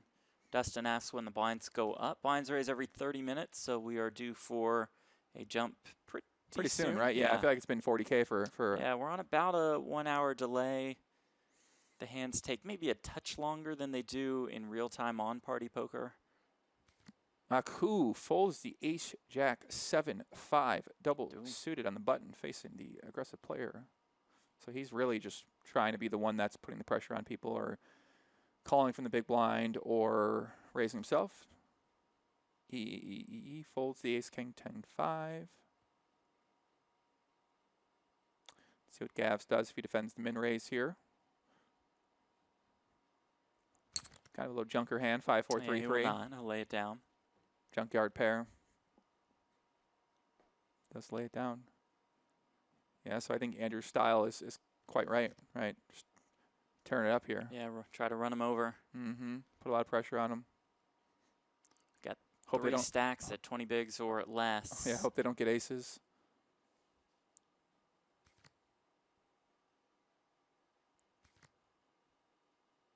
King, queen, 5-3 on the button for Parssinen. No thanks. Jack 10-10-3 with hearts. For Cochrane, will raise it up. Out of the small blind, 7-7-6-4 double suited for Schindler. Good enough for him to defend. Ace king 8. Pretty ugly for both.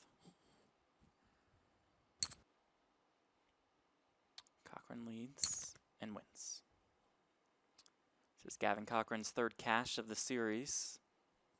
Finished 2nd place in event number 1 for $162,000. That event won by our current leader in the race for the Poker Masters Online PLO Series Championship, Marcelo Mariano. Luck Express. The Italian.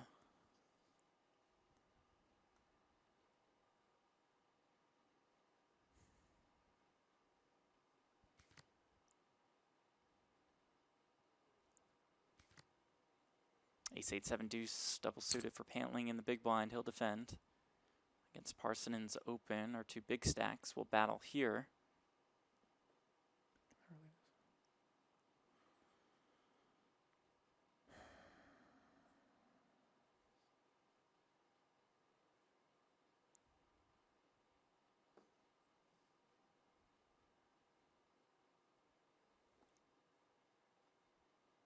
Parssinen's queens are best. Pantling leads here. Just 8s.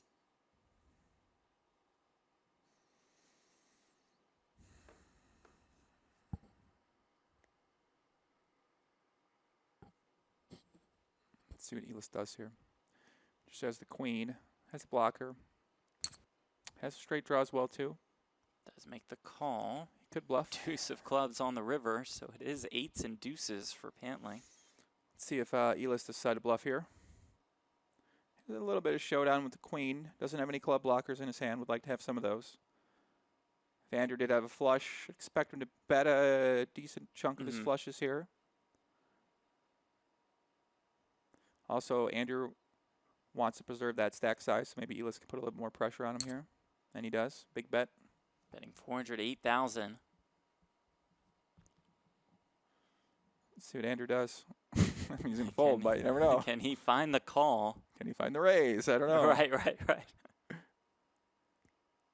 This would be one of the sickest calls I've ever seen if he does call here. And by sick, I mean that probably not. Can't be that good, but he does lay it down. I mean, listen, that guy's capable of anything. Right. That's true. The 8 deuce, the bottom 2 on that board. I mean, that's pretty rambunctious. In the YouTube chat, some dude's dad asks, is the tight play simply a function of payout pressure or something else? Is the tight play a function of payout? I would imagine so, right? Yeah, with these stack sizes, the payouts, it's just that's how tournaments go. It seems like. I mean, Gavs is holding ace 10, 9 deuce. double suited in the cutoff, completely disrespectful to pot limit in general, right? So, I mean, I would imagine it has to do with that, right?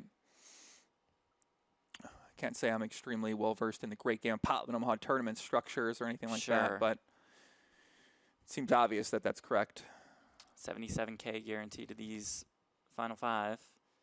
$22,000 pay jump from 5th to 4th. First place prize of $440,000.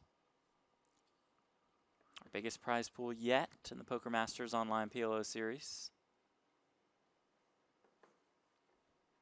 Event number 7 and 8 are underway right now. We'll feature final table coverage of event number 7 tomorrow.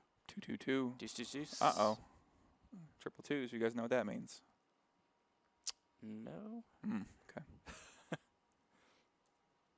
Who do we got in the mix for these other tables? Full house for Pantling. Let's see. Who do we got in these other final tables?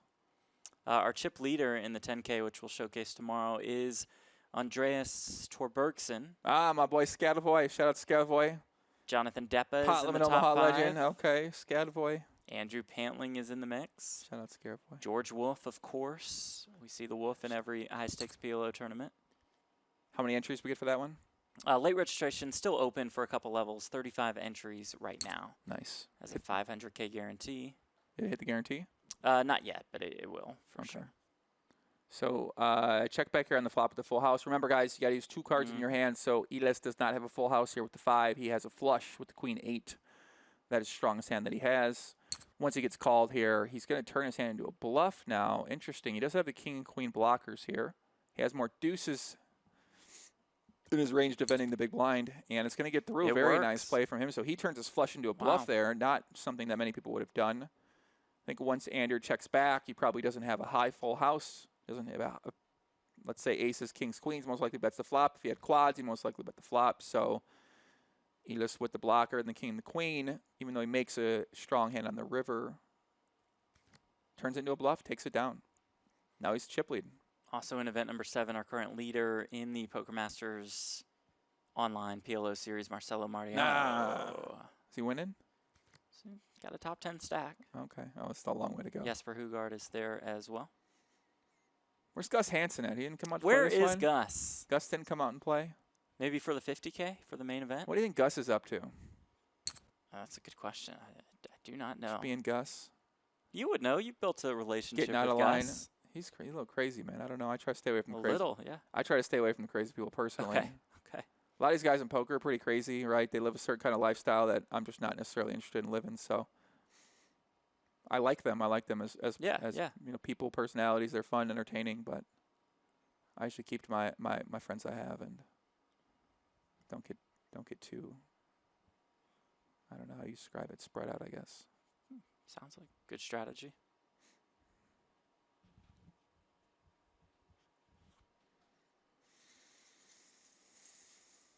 See what happens here. Check, check. So Aku has the blockers on the river. Has some showdown with the 10s. If your Gavs here, you're just hoping to get to showdown. You're hoping he checks back and you beat a 1-pair hand. Let's see if Aku decides to make a bet here. Curious what size he would do that with. Does. He bets 213,000. And if you're Gavs here, you can't beat much except a complete bluff.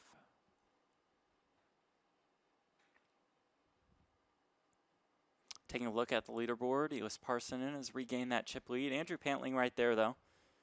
Then a fall off before our remaining 3 players. Aku Joentausta, about 900K. Gavin Cochrane right at that 20 bigs mark. Jake Schindler, the short stack, about 13 bigs behind.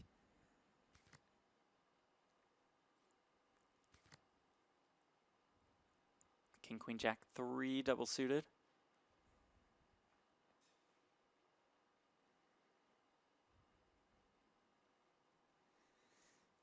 It's a terrible hand to have in the big blind. Terrible hand. 8-7-7 deuce. You already have the 40K chips in the pot. You're going to want to play a lot of your big blinds. Jake looks like he's tanking, thinking about it. Doesn't want to give it up. Can make a set. And a straight. Does lay it down. Gavs picks up that pot. Gavin Cochrane out of the United Kingdom. Finished 4th place in the British Poker Open 10K PLO. That event won by George Wolf. British Poker Open, huh? What is Yeah. that? What is the British Poker Open? British Poker Open, a That was series at- of high roller events. Yo, Kerry Katz is just like, let's put a Yeah. high roller every day. Let's play them across the world. 365 days a year. Let's have at least 2 high rollers a day. That makes sense. Kerry's like, how much can we do? We need high. Maybe I'm serious. We need that 500K buy-in PLO tournament. I'm ready for it. Okay. I'm ready. Set Maybe it up, Gus. make Maybe it Gus. happen. Maybe Gus come out for that. Gus will come back for that for You think sure. so? For sure. I miss him. Got Man. to. Think of that. Think of the personality Gus Hansen had, man. Oof. All right, Pantling. This seems like a board he might try to bluff somehow. He does have the 4. Schindler leads here, aces and 5s. But he doesn't have it actually any. I mean, he has backdoor straight draw, so maybe he makes it 200 here or something. Backdoor No, flush okay. draws. It just says no thanks. Very tight laydown for Andrew. Yeah, yeah. Surprised by that one, but I mean, backdoors is a lot of backdoors there. Backdoor straight draw, backdoor flush draw, 4 backdoor trip draws though. So you got to take this into account, Jeff, when you're playing Pop Omaha. The backdoor trip All draws. the backdoor trip draws. They're not a yeah, ton of the equity, hidden- but there's something. Yeah. Like if it came 7-7 there, right? You're kind of sitting high. Jake. Ace 6 5 3 double suit on the button, folds, lays that one down. Pantling and Parssinen will go heads up once again.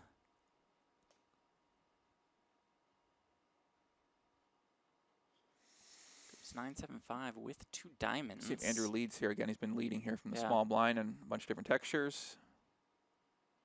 Does Check not here. Very strong hand. Pretty strong hand. Could be stronger. Good hand to check back with. You can call a lot of turns. You can continue on the turn, which is nice to have. Kings and 9s for Parssinen. Has that flush draw as well. Has a straight draw. So now Pantling will lead now for 168,000. Quick call from Parssinen.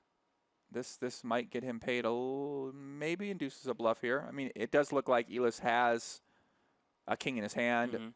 You've got to hope it's 1 pair. Andrew blocks some of the 2 pair combinations with the 7, king 7. He blocks that. But especially when the draws miss, I can understand wanting to give up here.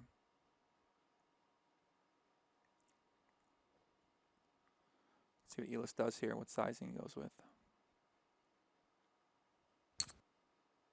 267,000. A little smaller, 1/3-ish. Don't do it, Andrew. Okay. He does Discipline, lay it down. don't You do it, never buddy. know with Andrew Pantling.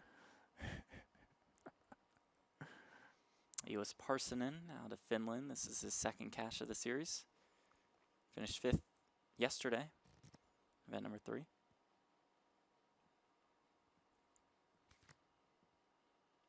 Jake Schindler, the lone American at this final table. Pantling from Canada. Cochrane out of the United Kingdom. Joentausta and Parssinen are Finns.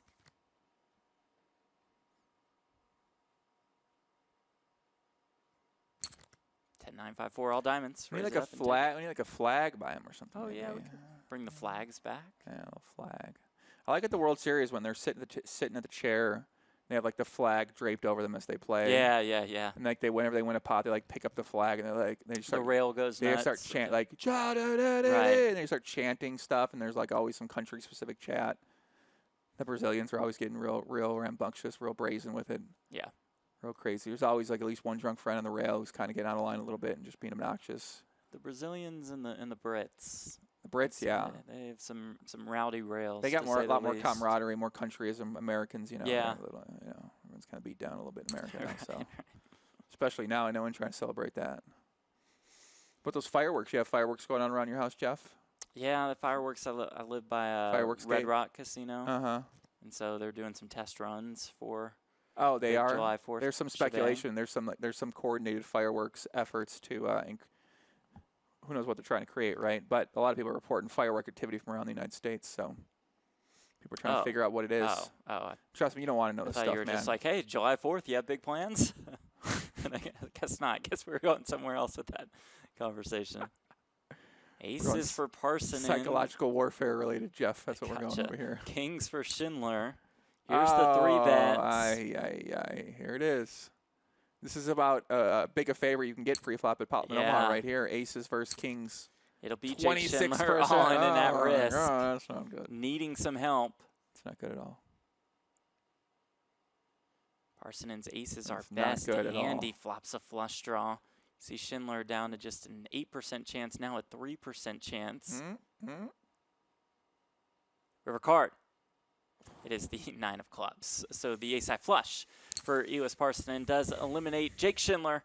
Jake the Snake out in 5th place for $77,000 for 46 more points in the race for the Poker Masters Online PLO Series Championship. Nice run by Jake.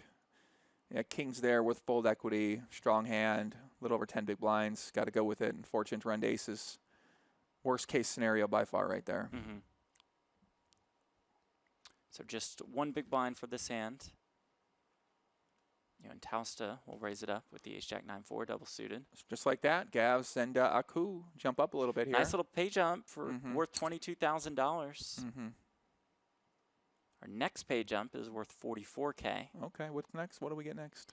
Next would be $143,000. I'll take it. Third. First place prize today, $440,000. So Aku's going to bet here. Doesn't have anything. But Andrew doesn't have anything either, so it takes it down. That's how it works sometimes. That's how it works a lot of times, really. I mean, PLO, you always got something. You have back doors. You got a middle pair, something like that. Hold'em, though, that's a game where you really don't have anything. You know, it's a weird game. You playing tournaments last night, Jeff? You get in the mix a little bit? No, took the night off. Took the night off, hanging out.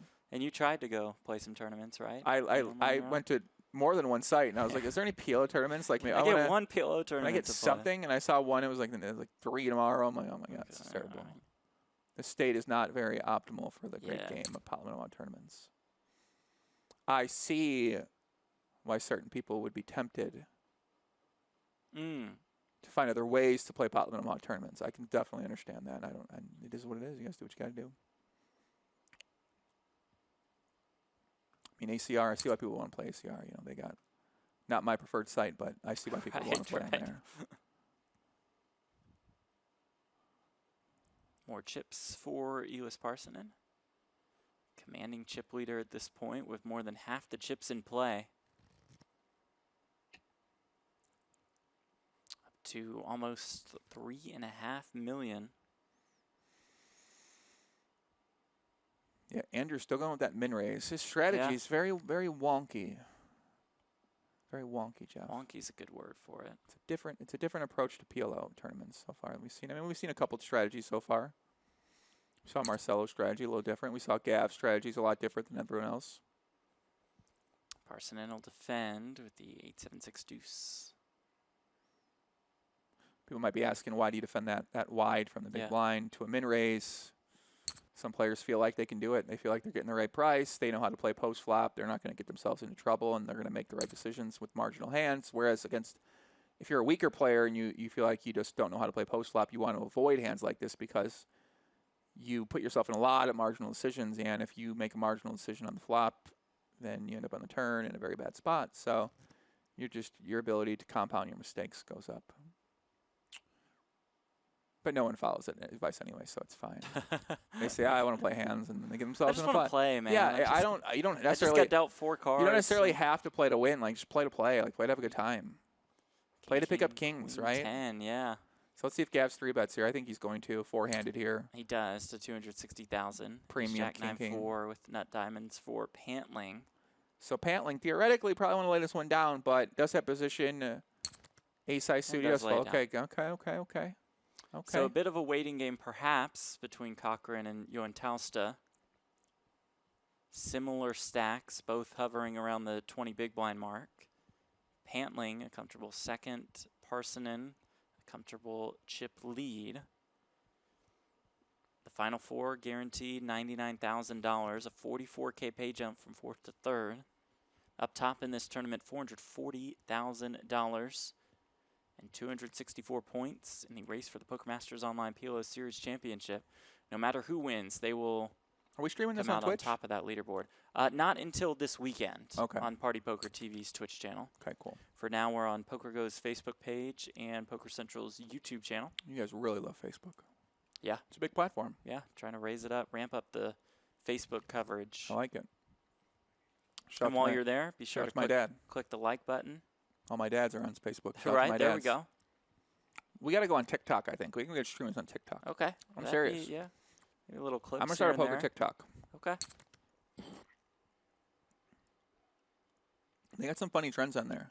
Day 1 is a poker player. Day 5 is a poker player. Day you 30 could is do, a poker yeah, player. you could do a lot of those videos. If you're real like a jokester and you're willing to kind of make yourself look kind of funny sometimes, Yeah. you do well on TikTok. Which means it's right up my alley because Right, that's you. can't quite retire yet.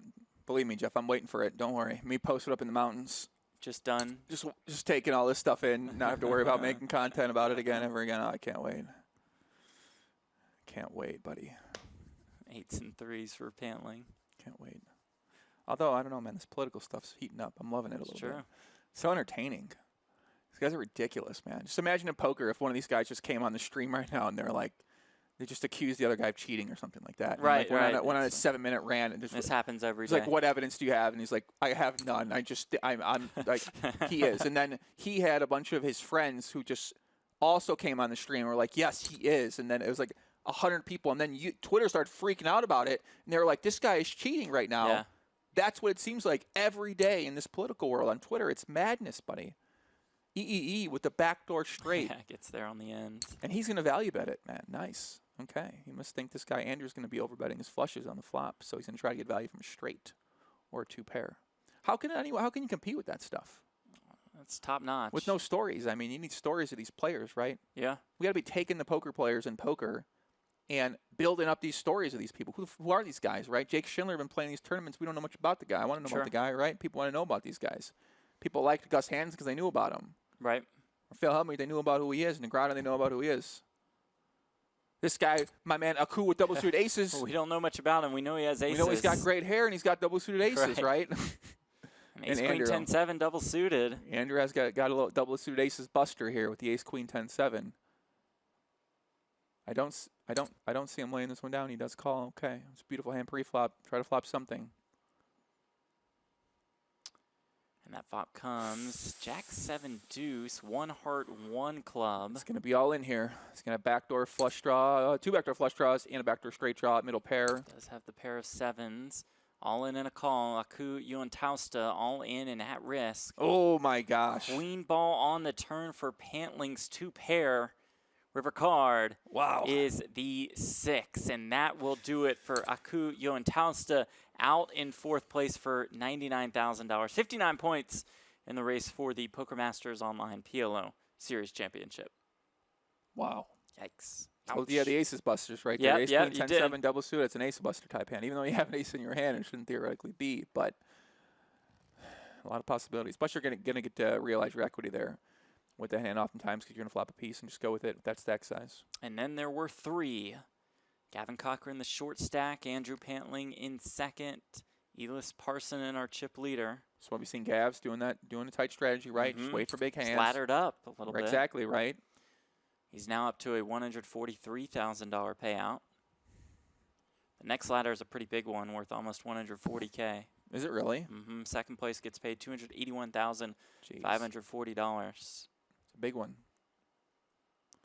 So let's see how Elias plays this one. Eelis plays this one, net flush draw. Goes ahead and bets it.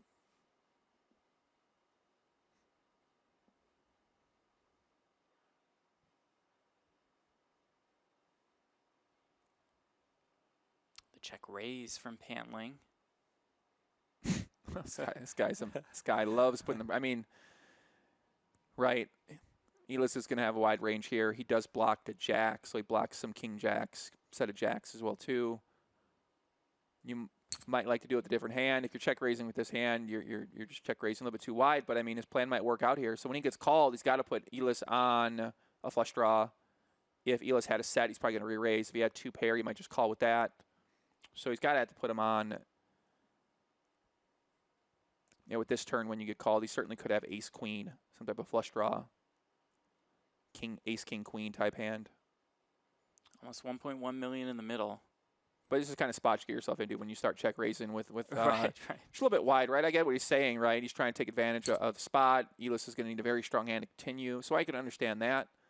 But sometimes maybe you want to be more conservative, maybe not. Everyone's got their own style. Once he gets checked to there, he can turn his hand into a bluff. He does block the straight with the ace and the 9.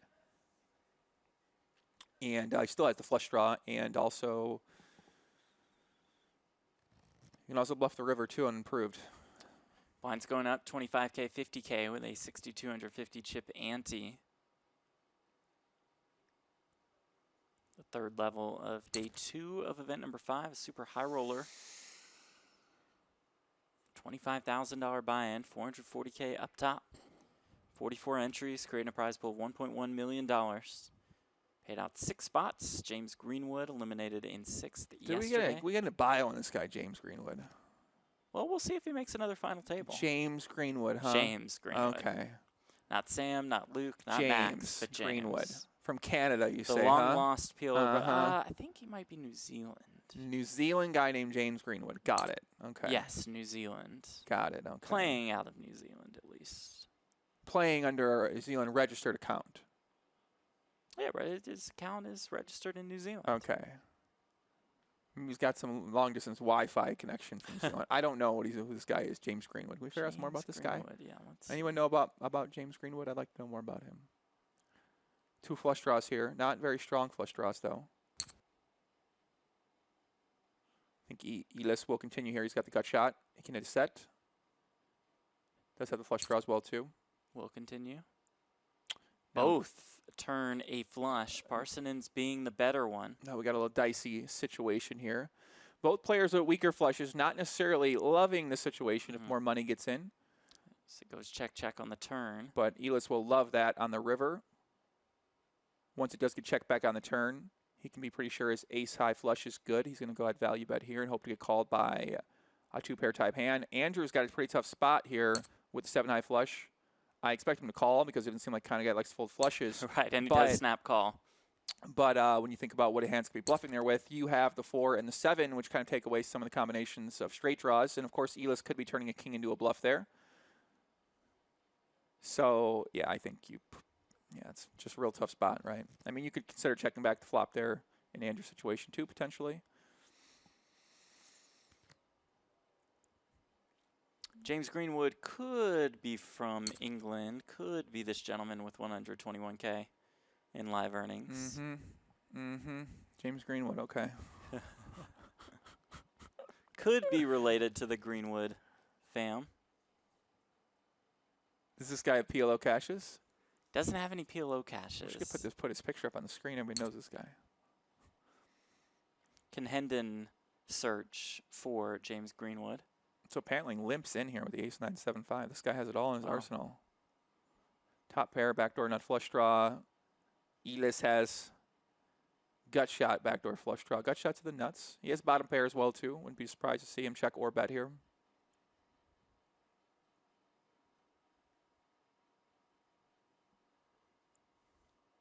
Does go check, check. 8 of hearts on the turn. Both with flush draws. Pantling with the nut flush draw. Limp pot, 20 big blind, pot limit Omaha. It's a different territory, Jeff. It's a different territory. Pantling check calls. Oof.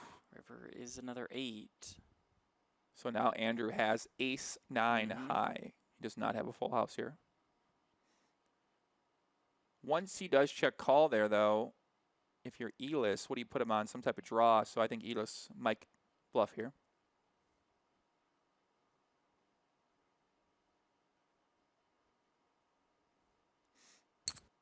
He does see the door open. Fires 267,000. Representing an 8 or full house, gets it through. Nice hand by him. Nice bet by him. You might be saying, well, if Andrew had a full house there, would he have raised those pairs pre-flop? Would he have taken that line on the flop? Would he have taken that line on the turn?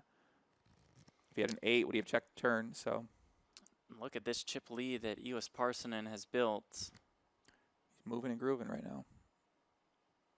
Picks up the ace-jack 3 deuce double suited. Gav's still got a chance here. He's got, what, Yeah. 12 big blinds? King, queen, 7-4 with hearts. Not good. I mean, you want to play a lot of hands in your big blind defending against a small blind, but king, queen, 7-4. Just wait for a little better hand. Yeah, it does lay it down. Some players would call, but 35 big blinds combined between Pantling and Cochrane.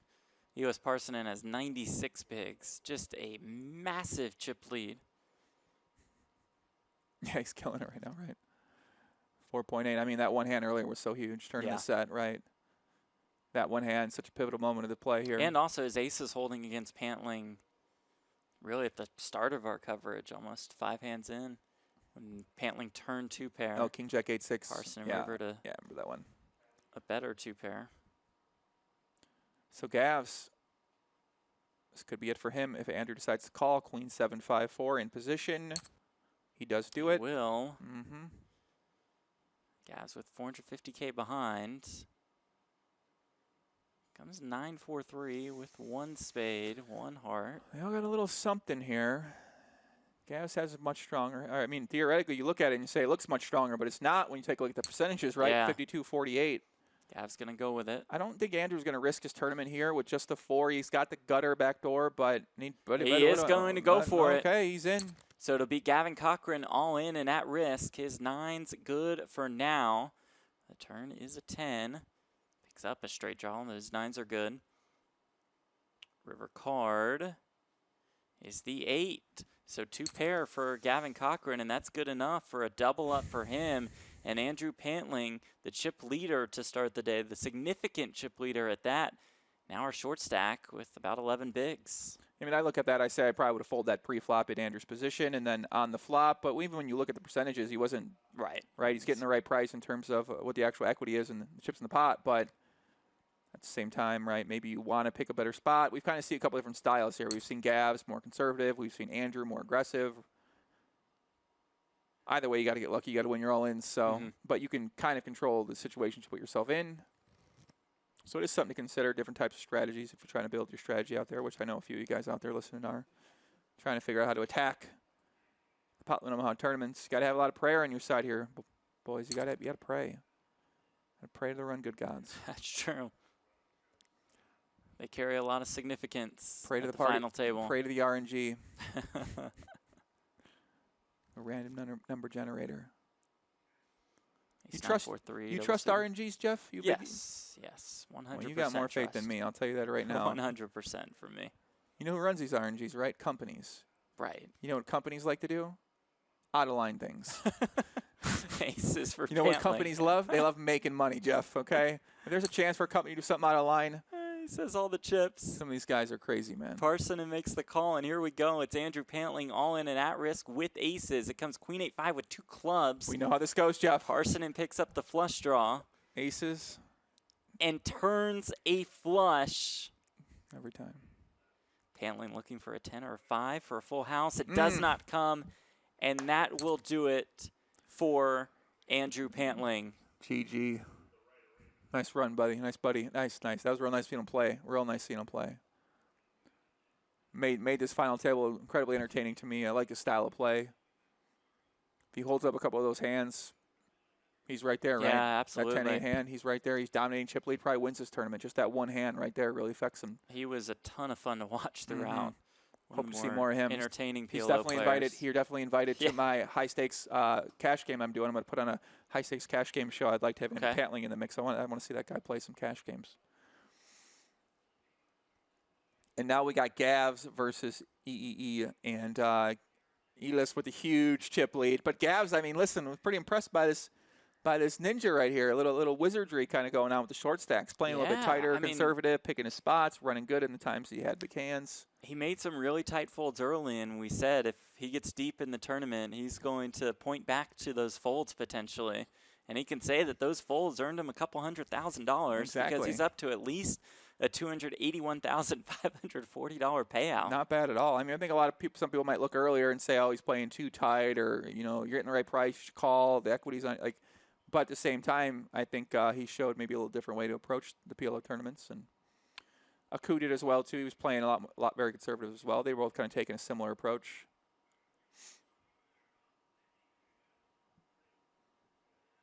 Andrew was taking a different approach. Takes it down. Cochrane about 20 bigs, a little more. Heads up for the title of event number 5, the Super High Roller at the Poker Masters Online PLO Series. $25,000 buy-in, $440K up top.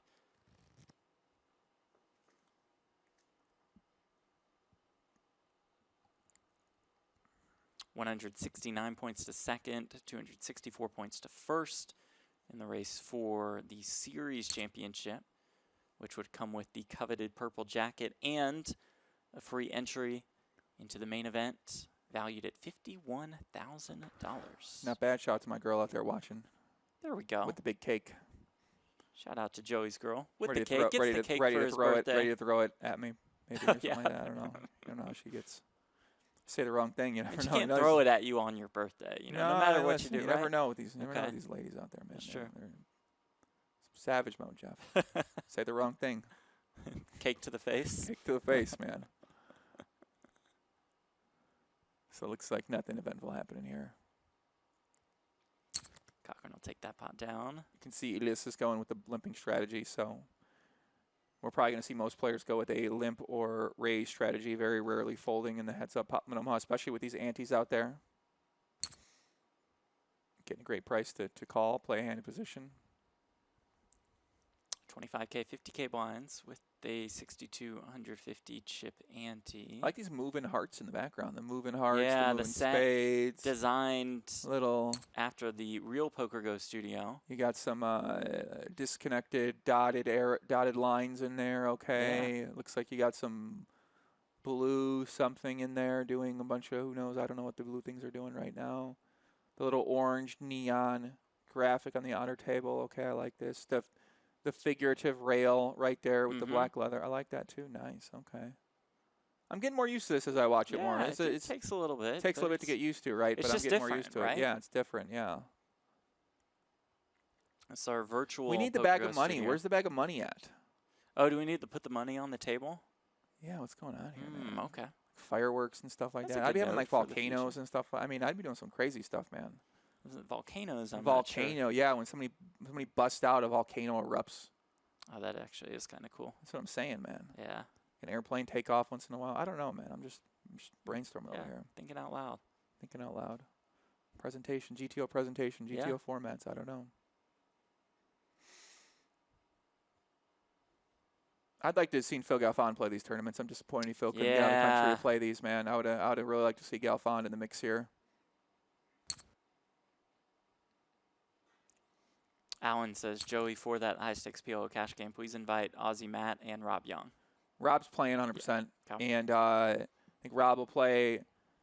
Maybe we get Sam Trickett in the mix too, and put together a lineup. I think we can get Aussie Matt potentially. So The stakes would have to be pretty high. the stakes are going to be high. Don't worry, it's going to be a low stakes game. It'll be a fun game. Maybe a lower stake. I mean, lowest it'll go 50, 100, right? Like that's the lowest. Maybe 100, 200, 255 or something like that. Glenn Wilson in the Facebook chat has bashed Cochrane throughout for playing way too tight, but hey, Glenn has. Glenn has. I but see what Cochrane Glenn's got point to, is. Yeah. Glenn feels the disrespect, Fired and it I up. feel it too. Don't worry, Glenn. I'm on your side here with this one. Just we'd rather just not win. right. Guys Well, would rather play more. Speak for hands. yourself, Glenn. But technically, I'd rather play. But I also want to play hands. So if you want to play hands, you got to stick to tournaments.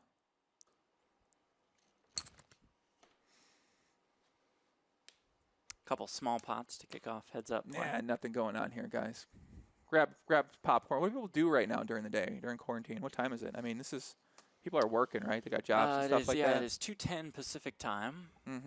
5:10 on the East Coast. And the aces for Parssinen. Ace 6-6 double suited. What time is it in Finland?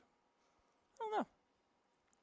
Probably around 10 or 11 p.m. Can't go wrong with that guess. Oh, that's got to be at least close. Gav's limp calls ace 5 deuce deuce.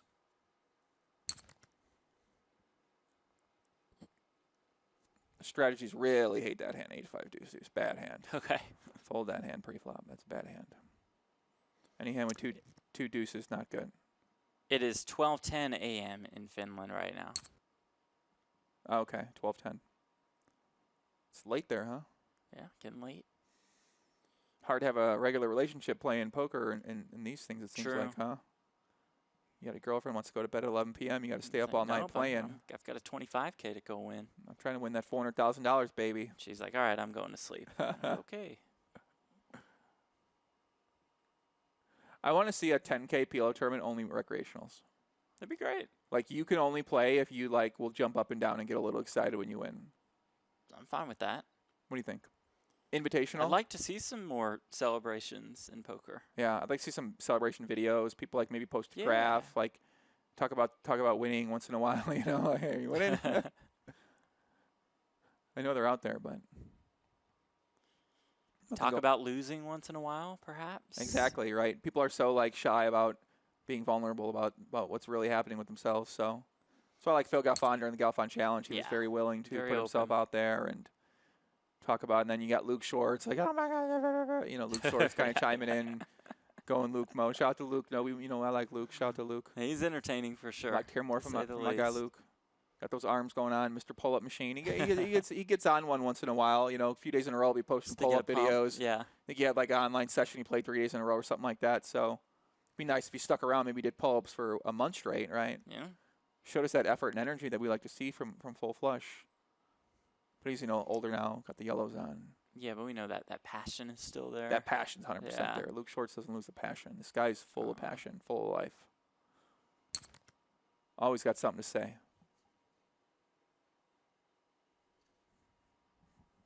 Gavin Cochrane hanging in there at about a 5-1 chip Nothing going on right now. Nothing going on right now, guys.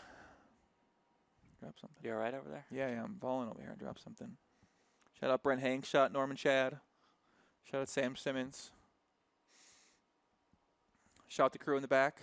Crew in the back, tremendous production crew. Working hard. Shout out to Kelly, Sean, Drew, Ross, Ed. Producer George.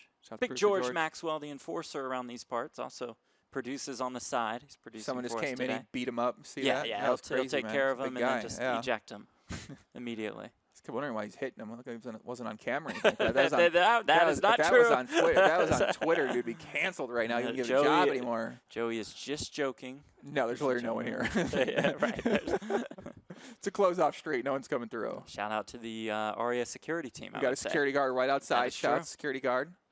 He's ready to step up. Anything crazy happens. I like that. Gave him a couple waters on the way in. Good. Looked a little hot out there. It is a little warm. Let's take care of the guy. Outside, Come on, man. It's 110 out there.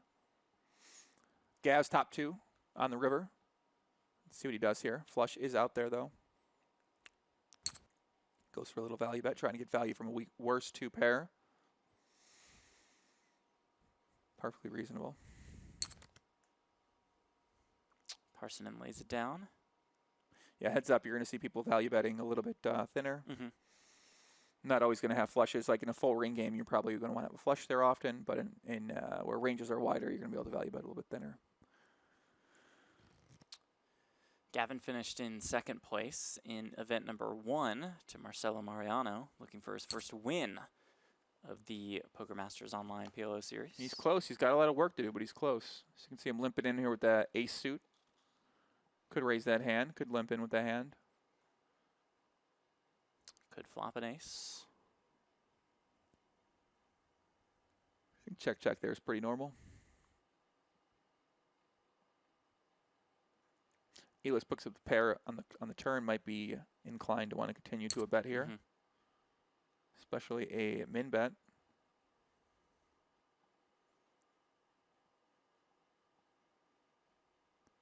A lot of bad cards for you on this river. Club. Any club? I mean, yeah, any club. Yeah, are there any bad cards? Maybe not. But he does fold.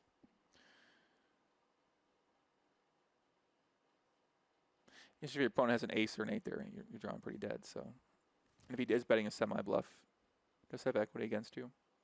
So if you're not calling it with a queen there on the turn, you're basically calling only your aces and 8s and maybe strong queens and flush draws maybe.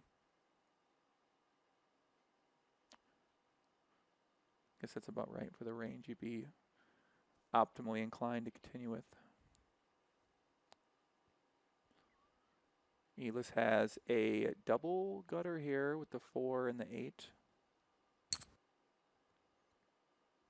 Fire 55K. Cochrane with the jacks. I haven't done a ton of limped heads up pot work in my time, especially shorter stack tournament 20 style. bigs. Yeah, it's a different animal of research and experience and play. I don't think I've really ever played 20 big blind heads up pot in Omaha before ever. I mean, if it's a short stack, I wouldn't play them unless they were really terrible. But thing is, against some of these short stacks out there, like there's some short stacks that you play that like you're only going to win 20 big blinds for them, and then sometimes you're going to lose like 200 big blinds against them. So I always try to, especially when you're playing a lot, you know the players you're playing against, you try to avoid certain players. Okay, makes sense. Yeah, but for the most part, regulars aren't playing a lot of 20 big blind heads up poker effective. They're playing deeper stacked. Kings and deuces for Parssinen. That flush draw for Cochrane. Going to Berlin, the German 2-pair. Mm. Berlin rampaged. All the clubs are getting shut down there. It's a legendary club city, Jeff. Oh, and did they try to open them and then Not now sure they have they to tried shut to it open down? them, but it appears that this club scene might never recover there. They're pretty distraught about that. If you're a big club guy or you're a bit into the traveling and partying around Europe, Yeah, then Berlin's a shout out to my guy Gavin out destination. there. I know we got a couple PLO players out there that are living in Berlin. Play a lot of private out there. So go check back here now. Eelis is gonna value bet here. He's got the 4. Gonna try to get called by a king that might check back the turn, but it's pretty much about it. Maybe a weak or 2 pair, 5 deuce, 5-3. A lot of draws missed on the river. He's just hoping to get called by something. Gavs checks back the turn, disguises his hand a little bit. Could have certainly continued betting there. Alice in the Facebook chat says, why isn't this on the TV? Well, you can hook up to the TV, fire up YouTube, Yeah, I think fire up television. Facebook. Yeah, television now, Alice, is a little different, especially for live streams. A lot of televisions like produce shows. So if you make a produced show, then you'd be able to put it on some sort of broadcast television network. Whereas a lot of live streams now are all featured on Twitch. They're all featured on Facebook, on YouTube. So live streaming has become much more of a relevant thing of the culture in America and around the world. So you see a lot more events now that normally wouldn't have been broadcast are able to be streamed live as some sort of content for the audience or for your subscribers or for whoever out there. So bigger events might end up on television, but smaller events will end up on Facebook Live with you, Alice. Smart TVs now have those apps as Gavs flops the nuts where you just go click YouTube, go to the Poker Central channel, pull it up, still get that TV experience if you would like it. I watch all my YouTube on TV. Okay. In crystal clear, high definition. On Facebook, yeah, or on PlayStation rather. It's very weird now how you can access content. I mean, everything's changing so much, and the norms that used to be are so different now, and how media companies that were before are so different now. The strategies are so different. The way to make a living now is so different because anyone can make a living for themselves now with online. Especially once you gain the knowledge of anything. Even if you don't have any knowledge, you can just be an idiot and just act dumb, and people might pay you like a Patreon. Yeah. They'll support your Patreon and buy your T-shirt. So it's a crazy world out there. We're going to have a lot more solo entrepreneurs out there who work for themselves and who have a small audience and create some content for them. You don't even need to be smart. You just create content. Right, well, that works. You'd be a funny dancer on TikTok. You just dance on TikTok, get a bunch of subscribers, and then start monetizing them. Companies hit you up to promote stuff, and then you got to decide what your promoted message will be. He gets really lucky on the river. Hits the gutter. Hidden gutter. It's 8's full of kings for Gavs. Wait, no, he didn't. Yes. Unlucky. Right. Hit the hidden gutter. Unlucky hidden gutter. It'll cost him $50K. Not bad. Yeah. Not bad. Gavs milked him for a little bit. Milking that cow. Nathan Strauss in the Facebook chat says, Joey, can you explain a wrap, please? What is a wrap? Yeah, in wrap Pot basically. Omaha? Let's say like the board's 4-5 ace, and you've got 3, 6, 7, 8. That'd be like the super wrap, right? Maybe like that nuclear wrap, sort of something like that. But a wrap's just basically when it wraps around for a straight draw. So it's not, you might have, if you have 2 cards, open and straight draw, or a gut shot straight draw. And if you have a wrap, it's 3 or more in your hand. Even more outs than an open-ended straight draw. That is a wrap. What'd you say? Said a 8 wrap or more? How'd you explain No, it? I said even more outs. Oh, than okay. an I thought open-ended you straight explained draw. it differently. I was like, yeah. These like basic questions. I probably don't have like the most optimal explanation for them because I just don't think about explaining them very often. Right. It never just crosses your mind what Yeah, they actually it never are. crosses Yeah. my mind what a wrap is. Maybe I should start doing that a little bit more, especially in these vlogs. I'm going to start That's a doing. fine explanation. I need to start like a PLO group, like for people that want to learn like a little chat Like or a a group, beginner's some course. hardcores. Yeah, I thought about putting on a beginner course. Yeah, the ultimate guide to starting Pot Limit Omaha. Pray. Get hair color so you can dye your hair when it goes gray. One flips. Well, when flips is anything for tournaments. True. That's not necessarily specific to PLO. Still needs to be in the lesson plan, Yeah. I think. I don't know, man. I don't know. Another hidden. There's a straight again Another for hidden straight Parssinen. Unfortunately, he's going to be able to not win anymore here. Nothing eventful going on in this heads-up match right here. Right. Maybe we throw some water on these guys, wake them up a little bit. I mean, they are trying to keep the pot small. We've not seen many raises. We haven't really seen many strong hands either. Yeah, Sure. but they're using a different. Like we saw Marcelo heads up in event 1. He was raising all these hands pre-flop. These guys are using a more conservative style. I mean, Eelis is trying to preserve that chip lead. You could say maybe you get a little rambunctious with it, but maybe he can just go really conservative here and not get invited to the private tournament we're going to put on. We're not looking for that. There's a look at the chip lead for Eelis Parssinen, about a 5-1 chip lead over Gavin Cochrane. You limp buttons, you don't get invited to private tournaments. That's fair. I think Makes that's sense. Do you think totally tournaments fair. will go privatized? Well, I mean, technically they are somewhere now, but do you think that it'll become more mainstream that we see private and invite-only tournaments? No. I do not. I'd like to bet on that. I do not think that will become more mainstream. I think, in fact, they will become the norm. That they'll become the norm? At some point in time, correct. It's going to once it Here's starts. some hands. Once it starts, you regulars really got to start saying your prayers, honestly, because you guys better. You guys better start saying your prayers, I hope guys. to get those invites. You better start. Hey, how much referral percentage am I giving you? Right, just like the home games work now. People that are, you guys better protect what you have, right? You better put on some entertaining shows and try to get yourself out there a little bit. Try to build these up because. If it does go they're in that still running. direction, I'm telling you, I yeah. could see it. You have certain companies out there that maybe don't care as much about you as professionals. I mean, they're existing somewhere right now. They're gonna. I imagine they'll start picking back up, but especially I don't want to advocate for them, but think about it. If you're like a recreational player and you go, yeah, we get to play a 10K with like 10 people like me, or we get to play a 10K with 9 people that are from Finland and me, like. Like the Triton invite-only Million Series, they had the invite event where they had them invite a pro with them and stuff like that. I think we're going to start seeing more ideas like that. And because live got kind of shut down here, now it goes online. But eventually, if somebody comes up with the idea, I think it could be a thing. But right now, we have more than enough volume for these high-stakes and high-roller tournaments. And ultimately, you only need one recreational player really to enter some of these things for all the professionals to hop in there and get in the mix. So maybe it's not anytime soon, but I could definitely see it happening and a shift happening quickly once these guys realize it, just like what's happening in private games now. Once people realize, okay, I can put on the events, I can make the rake, I could put them here, I could put them there. So I have control of the guest list. Exactly, man. These guys, that's the way to make money for a lot of players out there now, is to have control of who's playing and have control of who you have pieces of and have control of the game. I see a lot of regulars complain about that, obviously, on Twitter. They say that's unfair. It should be meritocracy. It should be the best of the best. Whoever sits down and play, everyone wants a fair chance. Mm-hmm. And I would agree with that, right? I think that should be the play, but you have to battle against other people who are advocating for the other side, and you guys have a struggle. For most people, once they make an amount of money, they just say, well, let me find something else to do instead of having it to learn this new skill set or do this new thing. It's a decision I'm in now, Jeff. What am I going to do? Okay, what's next for you? Maybe PLO tournaments. Maybe. Flop top and bottom pair like Eelis is there with flush draw. With a flush draw, that'll work. It's a different game happening right now. But Eelis is just picking away. That's what you got to do to win. The name of the game is win, guys.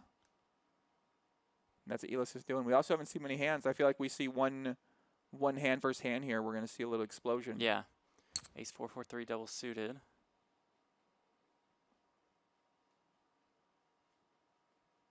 In this situation, it seems like it's really like who gets lucky here, who makes the Yeah. hands. Like everyone's kind of playing about the same. Whoever makes the hand, right? Whoever gets the hand. It's all variance in some ways in chip lead here.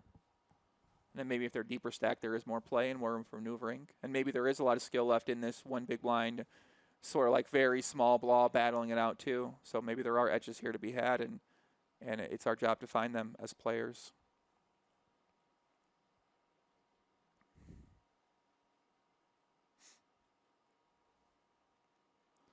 Small ball early on. Small ball Daniel Negreanu style. Yes, sir. Small ball Daniel Negreanu post weight loss style. How about Daniel Negreanu? You see that? Yeah, You that's see like him? 30 pounds of weight loss. Looking like he's Just living on the street or something like that. lean and Man. shredded. Yeah, I've seen some guys like him before. I knew some guys like him before back in San Diego I used to talk to. Well, when you lose that much weight, I mean, 30 pounds to him is a ton, Yeah. right? Because he's a pretty small frame to begin with. Right. So you take 30 pounds off that, he's going to look a little different. And now he's just going to bulk back up. You see that? He's like Christian Bale. Yeah, yeah. He's just He's playing gonna with go his body Batman like mode. that. Yeah. Right. Why not? Fucking Right. he's got to lose. Is it unhealthy? Who knows? I mean, whatever, man. Why I not? think he's going the vegan route. I'm sure he's fine. I think he'd be fine too. Man is shredded, ready for the World Series of Poker Online. Negreanu has all the vegan Andrew Yang fans on his side. The vegan Andrew Yang poker playing fans love Daniel Negreanu. Gavs gets aces, picks up a nice hand, and unfortunately he's not going to get any action. Limp, limp, limp, limp, limp, and then take that. Parssinen and Cochrane heads up for the title of event number 5, $25,000 buy-in. The super high roller here at the Poker Masters Online PLO Series. Tomorrow, we will feature coverage of the 10K. That is event number 7. That is going on right now. This could be it here. So Gavs calls the raise pre-flop, flops top and bottom pair. Has a flush draw to go with it too. Eelis has a flush draw as well. If he bets and gets check raised here, I think he's going to go with it, and he's going to need a spade or a king to take it down. Let's see if Gavs does check raise here. He does get check Very raised. small. Okay, 150 doesn't pot it, just makes it small.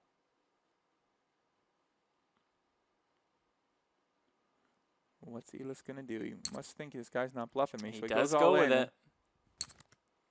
Cochrane makes the call, and here we go. Parssinen needing that spade or a king. Got a 2-to-1 underdog here. Or a 5 7. clubs on the turn, does pick up a gutter. River card. It is a 3, and that is a full double for Gavin Cochrane, up to about 1.7 million or so. Still alive. Hanging in there. Still alive here. About 35 bigs. Battling back. Pretty much been on the short stack all day. Mm-hmm. And is rewarded for that double up with aces here.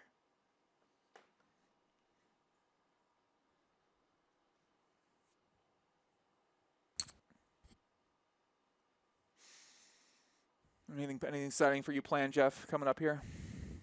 Anything to look forward to? Just this Day by lovely day? series, day after day with you. Day after day, huh? We'll be here through next Monday, I believe. Next Monday, nice, yeah. When's the big event, the 50K? Yeah, the 50K starting on 1.5 Sunday. million guarantee tournament. That'll be That is interesting. correct. 70 people get off for that one. Yeah, I'm very curious at that field size. I feel like most of these guys will fire the 50K as well, Right. yeah. I wonder if we'll have any. 44 entries for this one. Yeah, I wonder if we'll have any unsuspecting people we didn't know Yeah. might be coming by. Some come late and play. arrivals just for the Yeah. 50K. Yeah, I wonder if we'll see some We've people. seen that throughout the previous high roller series. The later events get more people? That the later higher buy-in events get more people, yes. Okay. Yeah, I mean, people can't even be bothered for 25K now. Right, they're just, right. like, they played so many, it's not even a special moment. That's why I'm saying we got to keep going. You got to keep going up. We got to keep going, raising right? it up. Like 25K is small stakes now. Yeah. We got to does go. seem like it. Yeah, we got to push it, right? We got to get it Mhm. where you're excited to win a little bit. Parssinen at about 4.7, Cochrane at about 1.9 million. Event number 7 going on right now, up to 45 entries. That is a $10,000 buy-in. Registration is still open for that one. Andreas Torbergson is still Boy. the chip leader. He's killing it, huh? Dan Shack in the mix in that one. Shout out to Dan Shack. Working hard. He's got to be. Jonathan Deppa, Androsh Nemeth, George Wolf. Any other Americans in the mix? Shout out to George. Nope. Nothing. Does not look like it. Looks like Gavin Cochrane is in that one. Gav's in that one. He's in everyone.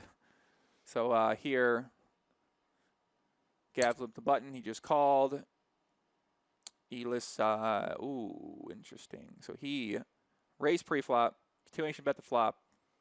Now he has a nut gutter, and he has 2 pairs, so I expect him to fire away here. No, he's going to check. Interesting. Okay.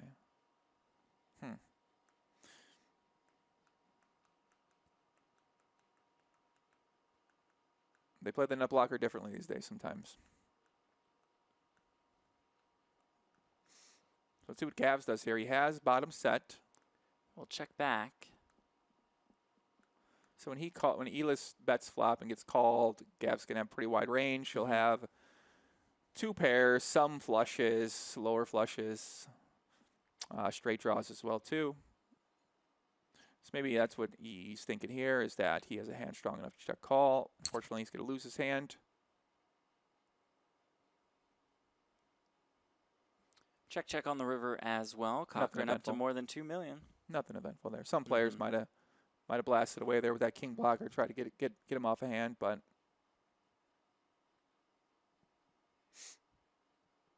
nothing wrong with that play. Now Gav's in range. He doubles up. Yeah, He's right back in it. Game on. About a 2-to-1 chip lead now for Eelis Parssinen.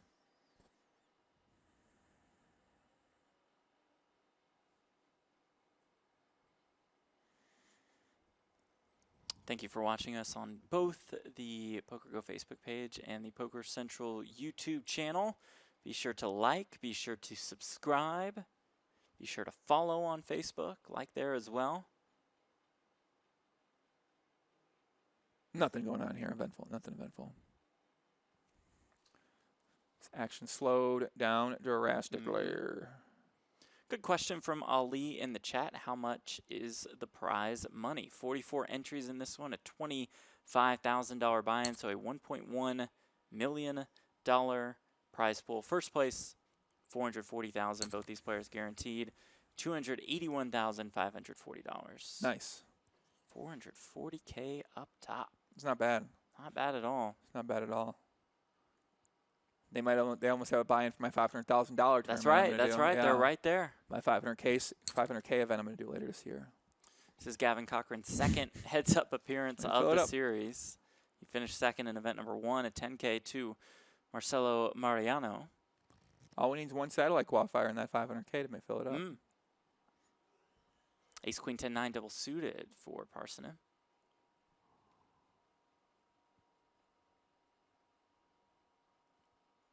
Raises to 150K. This clock in the studio really going wild over here, Jeff. I know. You see this thing? What's going on? It's like possessed by some sort of spirit or something like really that. Really messing with my mind. Every time I look back, it's a different time. I know. I could have sworn it was I know. It's real strange.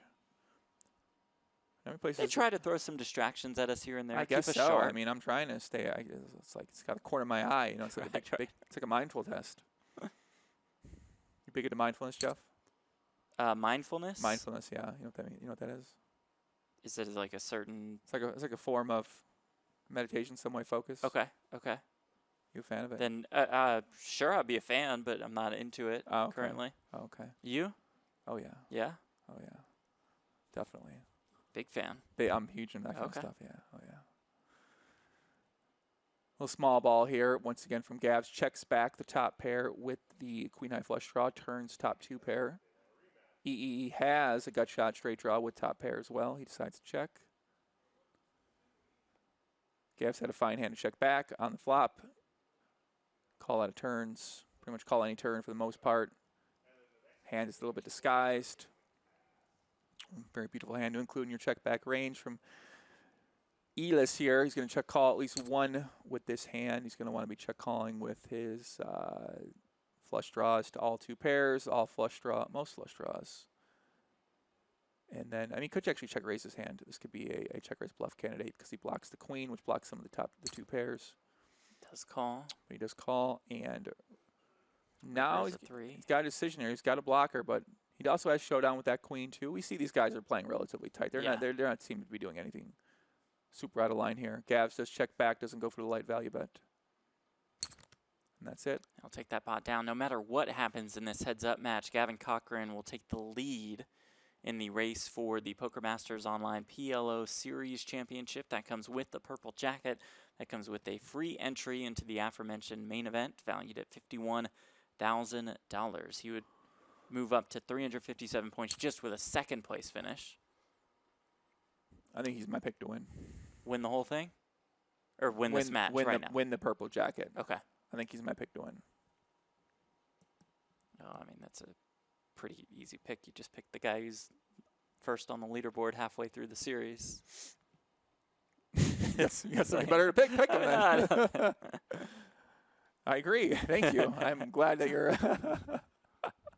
I'm just saying, I think that is the right direction to go. You're a pretty good picker, Joey. It's like, thank you. I appreciate it. You know what I mean? Listen. I'll need to go you want to bet outside on it? the box here. You want to bet on it too, or what? Just give me the big leader right now. How about I give you give me Gavs, and I'll take, one of us takes number 1, and one of us takes number 2 and 3. Oh, I like that. So you get 2, you might get 2 guys to win, and I get 1. Right. I like that. That I'll take. Or we can do like a draft style in some capacity. A lot of options here for what we could do. We should have like a fantasy draft, like a 50K fantasy draft style. That would have been fun. Ooh, Gav's going to go with a little check here on the river. Try to hope to get a bet out of Eelis here, who missed his flush draw, but does have that 6. A little bit of showdown. Not really, but kind of something, sort of. He can beat a king-jack. Something, but might be a hand he considers the bluff here. And he does. He does. So he's betting this to get him to fold a 7, maybe specifically a 7. Gav's maybe thinking about check raising here. Thinking that Eelis is making a lighter value bet here, potentially with a hand like a 10.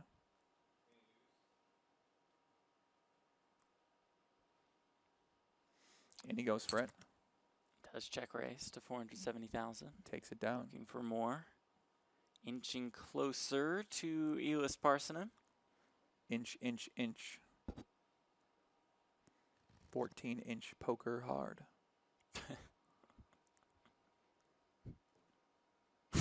When you flop like a big hand versus another big hand. Yeah. That's the more crazy the spot is, the harder you get. That makes sense. Poker hard. You know what I mean? Yeah, I'm well aware of what you're referencing. Yeah. Oh, okay. Well, I don't know. I'm just saying. Lex Steel. Steelness. Yeah. You wear him too. Wow. Yeah. Wow. Jeff asks in the chat, Joey, for U.S. players, what are your 3 favorite online platforms to play on? My 3 favorite online platforms is a really great question. I'm happy that you asked that question. And can I cut you off just already right off the bat and just mention one, since we are playing this on Party Poker. So Party Poker New Jersey is only available for New Jersey players. Just FYI. Sorry, go ahead. I felt like it was important to mention. If you're in New Jersey, because I didn't want you to mention sites and not mention Party at all. He's probably not the Party option. He's probably not in New Jersey though. I'm not New Jersey. I could be in New Jersey, right? But I'm not there. I'm just saying. Sorry. Go ahead. Yeah. Now let me think about it though. I had a sneeze first. Bless you. Oh, I'm supposed to hold this thing. I forgot. That's okay. I mean, I forgot how this thing works. It's fine. You announced that the sneeze was coming. Okay. I forgot how it worked. You're supposed to hold the sneeze button here. We don't have this in my setup at home. My sure has some 7B. You just click mute. Well, on mine, I just lean over and it's you have to talk right in the microphone for them to pick it up. And my okay. This so one the you sneeze can will be disguised. Yeah, this microphone's really good though. But yeah, my 3 favorite sites to play on. Number 1 is going to be I like the private sites, like the private applications, the one you got to know people or you get together with a group of people or stuff like that. So I prefer playing there. Like the video I put up today was based on a site like that. And Gav's going to pick up another pot here. Wow, so Eelis is bluffing there with the 10-8-6 deuce. Up to almost 3 million. Once again, run into some hands. But yeah, I like this one like I played on called King's Club. I like that a lot too. That one's pretty nice. Software's nice. But it's also just because I know the people in the small club I'm in, so it makes it fun for me. Outside of that, I like Global Poker as well too. They've got used to have more cash game action at PLO, not as much cash game action now. And then outside of that, top 3 that he can play in America. I mean, I believe Or that he says he's tuning in from Florida. So Oh, okay. Global. Not many guys. I mean, this one, there's not. I can't say there's any rambunctious options for me. But here we got a big pot. Fours for Gavs. E Wrap for Parssinen. Yeah, E's got the wrap here. Oh, He gets there on the turn with the wheel. This is going to be. 571K I mean, they're pretty deep. in the They're middle. pretty deep here. 50 big blinds. I don't think Gavs is going to fold here. He does check.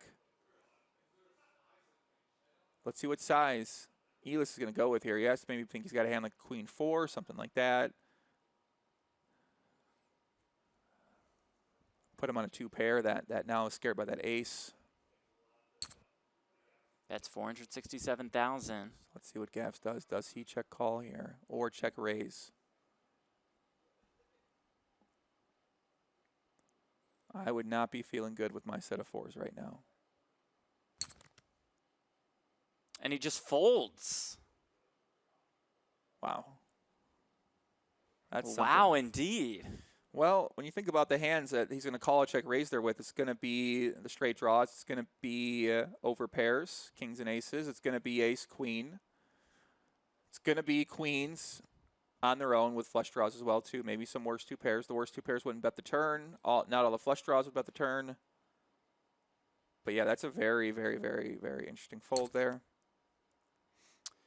We can be results oriented and call it a fantastic fold by.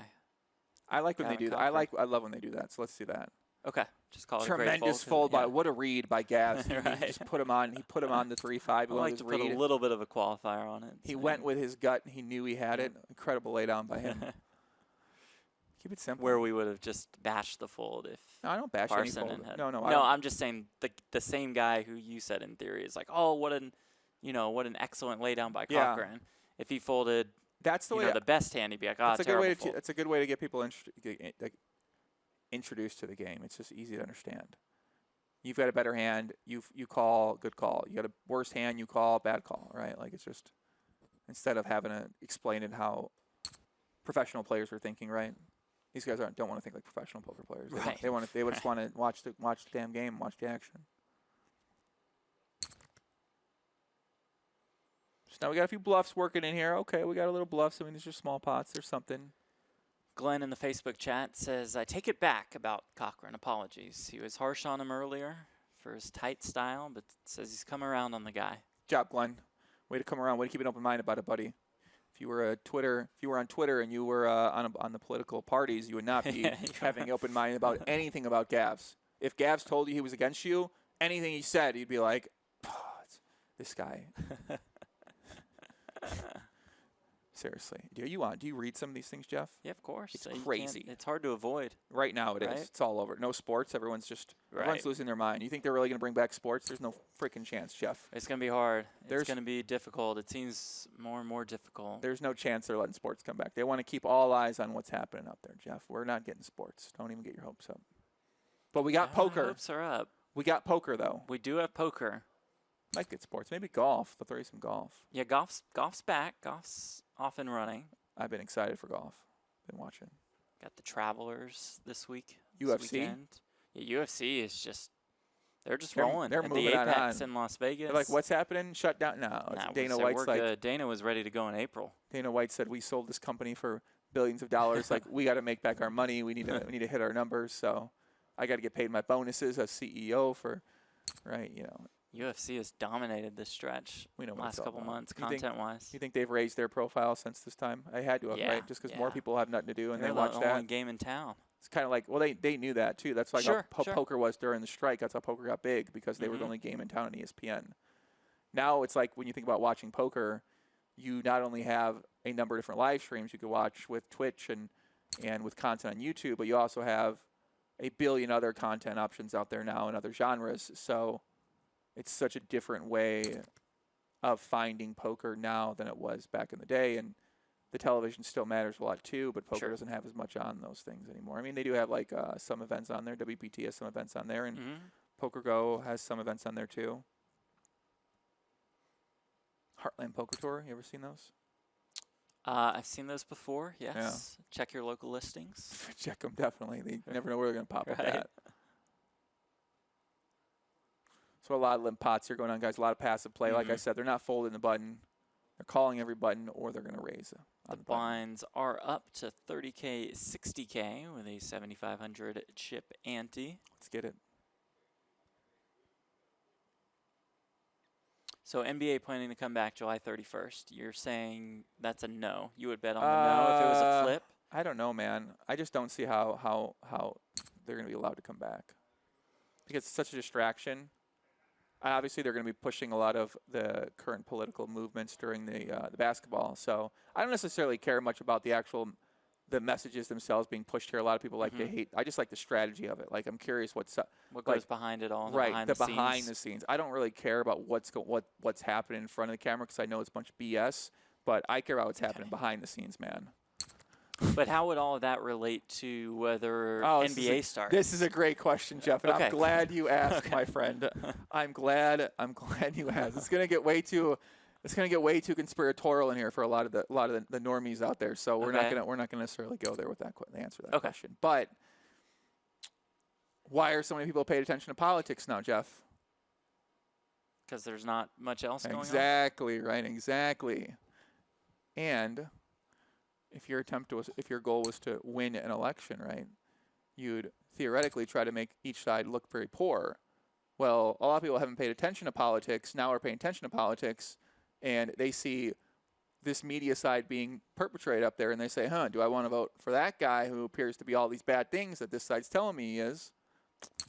That's how it's kind of working, right? So they're mobilizing all these things, and now if you bring back certain things that aren't pushing an advocacy, if they bring back NBA and it's not pushing any sort of message of advocacy, then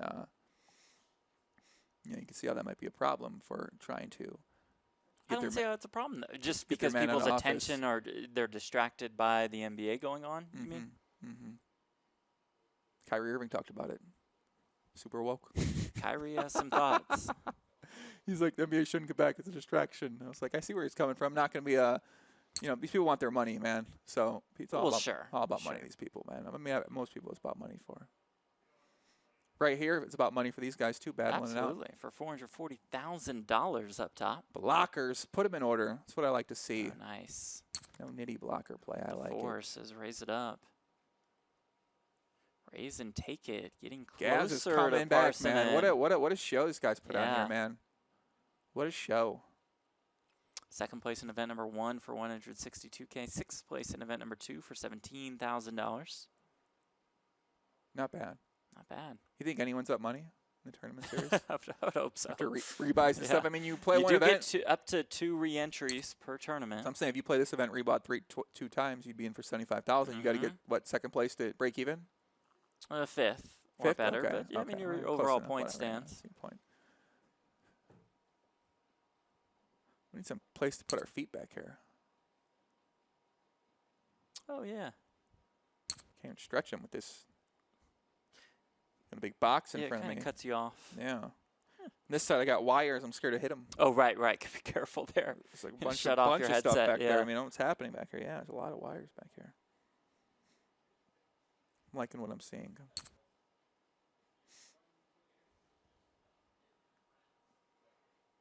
Yeah, I'm getting to a point on Twitter, Jeff, where like I have enough followers now where I'll like tweet some. I like tweeting things and deleting them just because I want to engage with a few. I just want to engage with a few people, like I said earlier. And so now people like screenshot. Oh, why'd you delete this tweet, buddy? Gotcha. Gotcha. I'm like, all right. I'm like, give me your work number. I'm calling them up and canceling you, buddy. Okay. Right. I'm finding out where you work and I'm telling them about you. All right. Yeah, he was canceled today. Who's out there? That's a good question. I haven't seen. Who got the axe? Kimmel? Is it Kimmel again? Who got the axe today? We're safe for now. Are we safe? I'm ready. Listen, I'm ready. It's fine. Oh man, I already got my business minded. Okay. Yeah. I already know what my business is going to be. Maybe I should just start it now, not come back. And not come back. It's my last broadcast. This will do it for you. Get my buddy Dylan down here. He'd be love to do it. So heads up here, still going on. Still very passive play. That's what I imagine we're going to continue to see here. A couple small bluffs here and there.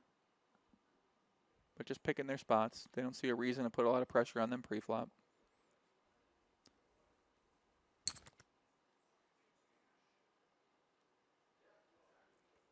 Pot staying pretty small. Mm-hmm.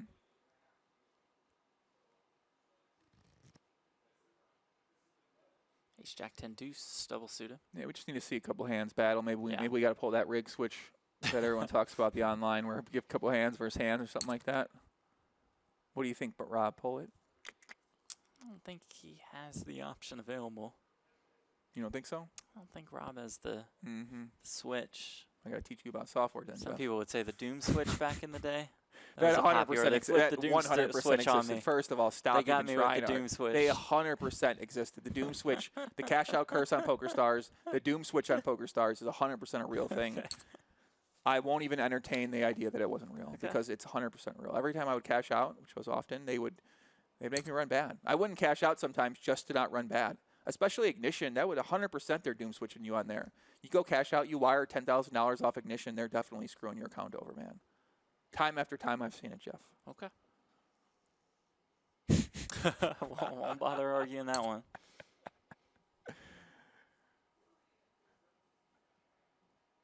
Think about it, right? You want to punish the guy who takes money off. You don't want to take money off. Every time they take money off, you make them lose. After that, you get this psychologically in their head. So you have a software program written out to screw over this one player? Okay. Do you play any video games? Do you play any My Team, really. NBA I played 2K, like My NBA Team? 2K. You ever play My Team? Couple years. No. Okay, so I'll tell you how these games work. So Gavs is saying, high pressure here. You've got no deuce. You can't do anything about it. And EE cannot do anything about it. I mean, it's the first big bet we've seen right there. It's going to get a lot of respect from your opponent right there. Also, you got the 7s and 4s to back it up. Okay, Jeff, let me explain to you how it works. All right, so here's how these programs work, right? They monetize their way in a lot of randomness. And what they can do is they can set your account to control how often you get rewards. So people that spend more money, they have systems in place where if you stop spending at a certain amount, then they know that in the future, and then they'll give you an award right before you might quit. So what they do is they're able to set these things in place differently by accounts. There's big companies out there that these mainstream games work with that they can set these up to accounts, just like the mobile games too. That's how it works. So for certain people, they understand how to get people to spend money and then how to get people to spend more money. Right, with more of the microtransactions. Exactly, and then they can make it to your account where maybe you just lose a little bit more, and then they know that you're going to buy more money. It's some crazy stuff out there. And when you start knowing about this stuff, you start thinking, what kind of business can I start? But no, I don't really want to do that kind of stuff. But listen, I think, these mobile game apps, these freemium designs, as long as you can design one. I've actually messaged a bunch in poker. I said, hey, like, if you guys want to do some partnerships, let me know. They're freemium models. It's basically like gambling, but you don't get money. It's the same thing. You spend money on fake chips, but you can't cash it out. It's the cool new avatars, it's an incredible stuff scheme. like that. Oh my God! I mean, you can't even believe this stuff's legal, man. EE really pissed off by that last pot size bet from He Gavs. says, okay, I can bet big as well. He's gonna just bet pot randomly too. Gavs has ace 10. Calls with the ace 10. Near top of his continuing range here. Debatably the top of it. He's gonna want to be calling here with sixes, ace and a high flush draw, and ace 10. EEE, once he gets called there, got to be a little scared. Maybe he does block 10-6, but you got to be scared about ace 6. We have the king of diamonds in our hands. So we block that nut flush draw, which is a hand that Gavs might have and continue with on the turn.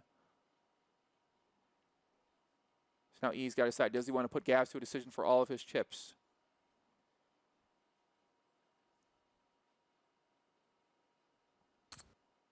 And he does. He will bet 1.94 million. That's all of it for Gavin Cochrane. So Gavs is only worried here about a full house. Ace 6, 10-6, aces and 10s. Blocks ace 10. This has been a very conservative match so far. This has not been a spot that's come up. If Cochrane finds the call, he'll take a massive chip lead.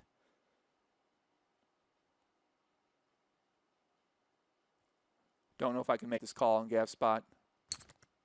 And he does lay it down. Well done, Eelis Parssinen, to extend his chip put the lead. pressure on, man. Yeah. Bringing it out of nowhere. Chooses the king 10 with the king high flush draw to exert his power, Tony G style. You ever seen that time Tony G told him to get on the bike? Oh, yeah. He said, bring on the Russians. Absolutely classic clip. He might get canceled for that clip these days, that's man. true. It's not equality related Wouldn't fly right there. today. Is it fine to bash another country? You just can't bash. What, is that fine? I don't know. I don't know where the line is. Yeah, where's the line these days? Let's find out. Ace 6-6 versus Big 9-9-4-4. couple hands here. Okay, we're heating up now. Yeah. Finally, I woke up. Let's get after it, boys. It's going to be 9-5, a set of nines for no. Gavin Cochrane against the aces of Eelis Parssinen. I don't think Eelis is gonna. I don't think he gets doubles them up here. But obviously, Gavs is gonna win some pots. He's gonna go ahead and check this combination. Ace 6-6. Gavs is gonna have a bet. Eelis is gonna have one call. If a blank turn comes, all the money might get in. So Gavs has a decision. What does he want to bet here? He goes a little big. That's 288,000. Eelis could consider check raising here too. I mean, maybe some whirly check folds, I guess, but that's not a very. Fold the aces.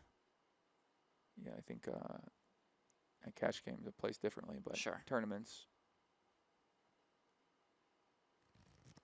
I'm not sure. I guess you really can't be too careful. Just preserve that chip lead and preserve your chips. I think that's more important. But theoretically, most players are going to check call at least one straight there. It's not the best proposition there. It's a very scary board. Not many good turn cards, but I think most players will either c-bet themselves there or check call one. Maybe that is a fold on that board, actually. Queen 9-5, 3-bet, ace 6-6, no backdoor flush draw. I gotta look that one up when I get home.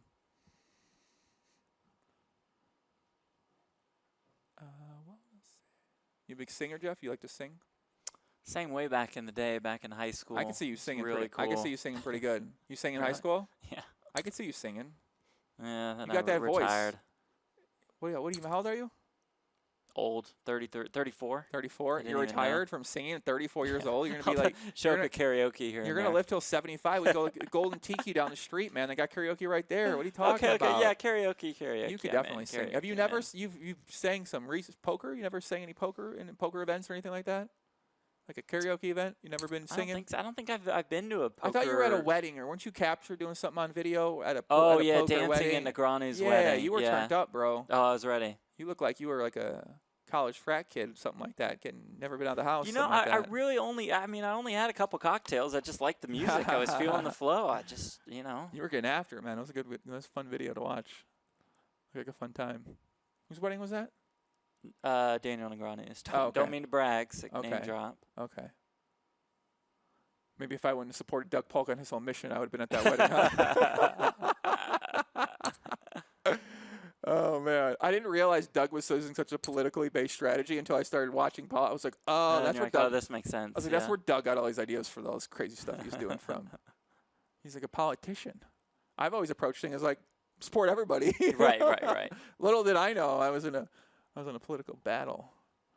So Gav's here. He's got the 6-7. He blocks the nut full house here. He also has the 8 blocker to the straight. Might try to bluff here to get EE off a more marginal hand, but he's just going to show it down, and he is going to lose to the gut shot straight by Eelis Parssinen. Nailed it. Out of Finland. Entered the day with just 8% of the chips in play. And now he has how many chip percent of the lead chips? heads up. Give me a percentage. Check, Jeff. He has about 70. Okay. I like what I'm hearing. 71? 70, something around there. Did we get rid of that C-bet stat? Is that We haven't C-bet seen stat? the stats page. I like that stat. I think they should just add a couple more stats and put names on there and not tell us what it is, so we get to speculate. Okay, on it every I time like it pops that. up. I like that too. Keep us guessing. Throw Keep us us a on our little- toes. Be great if there was like a nuclear bomb that dropped every time someone was eliminated. Wouldn't it? I mean, that sounds a Like little intense. Like a mushroom but cloud yeah, to that pop could- off or right. something like that. I'm just brainstorming. Thinking out loud. 9s and a flush draw for Cochrane. 2 hands you never want to have in big pots. Unless you have quads. Then you really want these hands. Bets takes it down.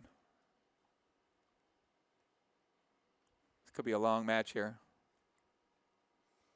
Gavs is short stack. I mean, these two are playing like these two are playing still like with more than 30 bigs. these two are playing like we're gonna take one outside and we're gonna shoot them if they lose. So these two are playing like their life's on the line right here. I like this. This is nice. These two are playing like a guns to the head. And one person's gonna pull the trigger if other one beats you.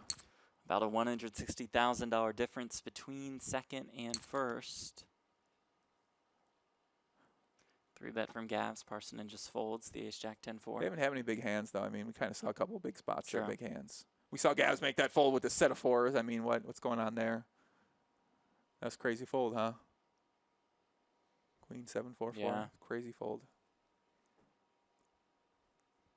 Both have made Fold some to the pretty big tournament. laydowns. Fold to the tournament, right? If he, Yeah, if he ends up. True. Yeah, it's definitely a fold you look back on. You watch the tape back and you go, did I make a right fold there? And you see 3-5. He'll watch this one back for sure. You think so? Maybe he's too big time. Can't even be bothered to watch it. Oh. Fade or hole style. I think that hand's got to intrigue him. You think so? That's He's got gonna to go take a intrigue look. him enough to see if he made the right laydown. Shout out to Gavs. He's out there. Let's check in on that other event that we will feature tomorrow. Event number 7. 10K buy-in. 50 entries. 500K prize pool. So Gavs, 2 pairs on the river here. Let's see if Eelis decides to turn his hand into a bluff. Try to get him off. That is the exact combination of hand. Yeah, it's He'll good, bet good. 392,000. It's a good move by Eelis here, mixing it up. He's got the king though. Does have a little bit of showdown, but he does know that he loses to many hands here, and his range is going to look pretty strong here. If he had Queen 10, which could be a reasonable hand to have on the flop, you might just check that river. So when he bets, he's representing a flush. Draws the fold. Mm-hmm. Oh, look at that hand. Baby, ace, ace, queen, queen with diamonds. Ah, nothing. I like how these hands pop up. This is quite nice to be able to see Yeah. these. A very new thing. I mean, these new PLO tournaments, we never had a PLO tournament. I guess it's not really in real time, right? It's the, it's a delay. We've had some replays in the past, so that's not true. True. We're on about an hour delay, maybe a little more. I think we've slowed down the action just a little bit today. There's the chip lead for Eelis Parssinen, who is still alive in event number 7, which will feature tomorrow. You know who wins this, don't you? You're not looking? No. Are you I'm sure? not looking. Yeah. Once the broadcast starts, I don't look for any spoilers or anything. Okay. So Gavs, It might not be over. There might not be a winner. You think no there one might have wins? been a winner. I'm just saying they could still be playing in real time, which means they're still playing in an hour. Or Can it could they end see on these this hand. cards? Can they see the cards except when the broadcast happens? Yeah, they can watch the broadcast. Okay. So Eelis raises out of the big blind here. Could check, could bet here. Decides to check this hand. Gavs has top pair, backdoor straight draw. Checks it as well too.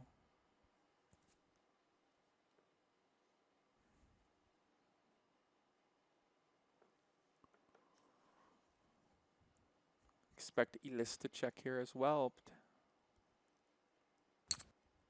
He bets. Interesting. That's 123,000. Yeah, these limp pots. I need to do a little bit of work in these limp pots.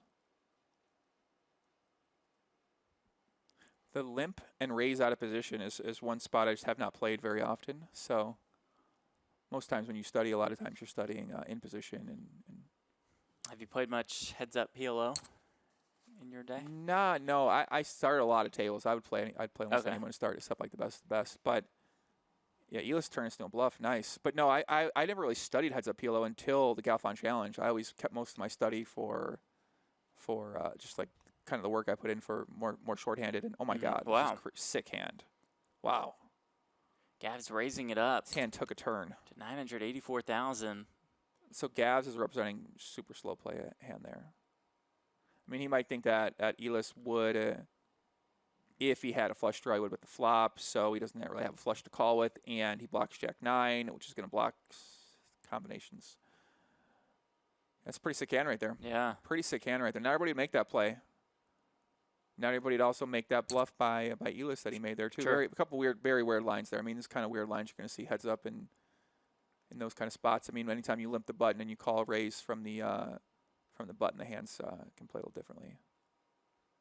But yeah, a lot of the for heads up PLO for me, I never really focused on studying it for the most part. Like Okay. it plays a lot different. The ranges are a lot different. It's a lot more aggressive. So I would always play a lot of tables. So you could play heads up a little bit, but there wasn't much. I wasn't thinking a ton.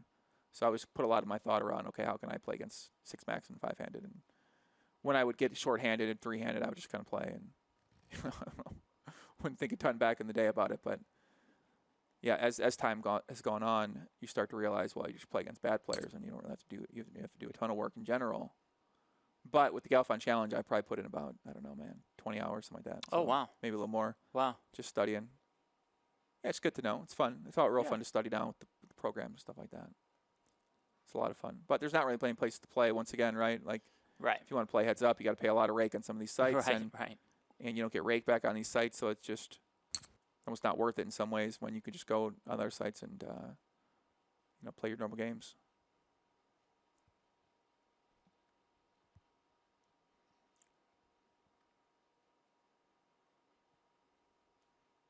Just kind of decides what you want to do. Not everybody wants to take that route, though. Not everybody wants to just play in, real soft game. They like a challenge. They like getting better, right? Mm-hmm. They don't mind battling it out a little bit. Because sometimes what happens is that when you play heads up against another player is good. Just start a table, for instance, then a fun player sits down, and then the game fills up. You end up in a pretty good game. A lot of players, I don't think they paid attention to that over many years. They didn't think about that EV you gain. You might lose some EV playing heads up, but you'll gain EV by being in good games all the time. The best strat I've given on these 3 broadcasts right there. Yeah. 4 professionals right there. Cochrane River strips.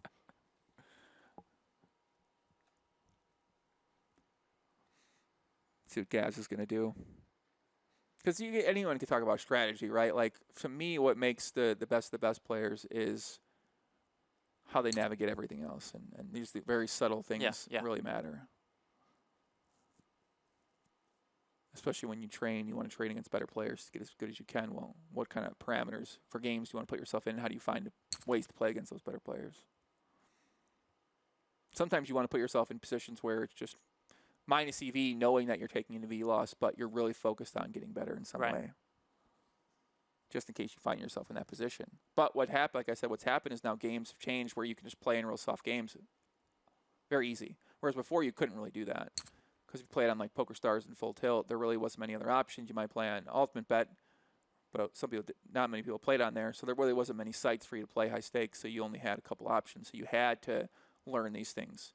This is how you had to navigate the ecosystems. Whereas now, theoretically, if you're a high-stakes regular, like, you're going to have money on all the sites, you're going to know a lot of player pool on all the sites, or you're just going to go to your regular private club with 25 people in there and play there regularly when you want to play. So there's multiple different ways to approach making money at poker now or being a professional. This is at cash games and at tournaments. Yeah.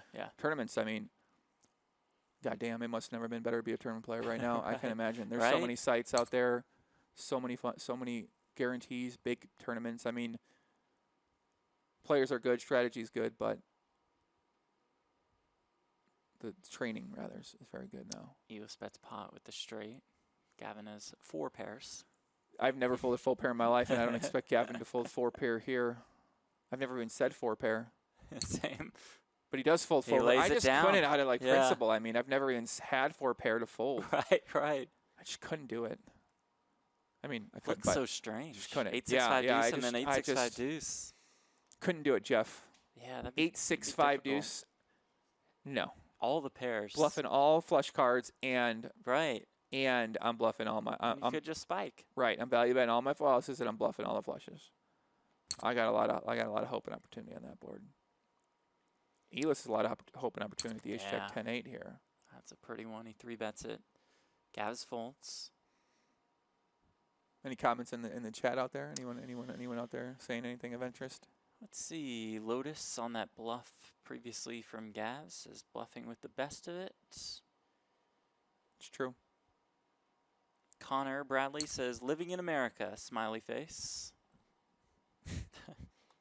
Must be in the country. Brandon Martin says, I love Heads Up PLO, the great game of Pot Limit Omaha. Shout out to, was it Bradley? Brandon Martin. Brandon Martin. Shout out to Brandon Martin out there. Says this Heads Up match has been spicy. Yeah, it is, man. They're battling back and forth. I mean, real interesting match for me to watch and take away. Mm-hmm.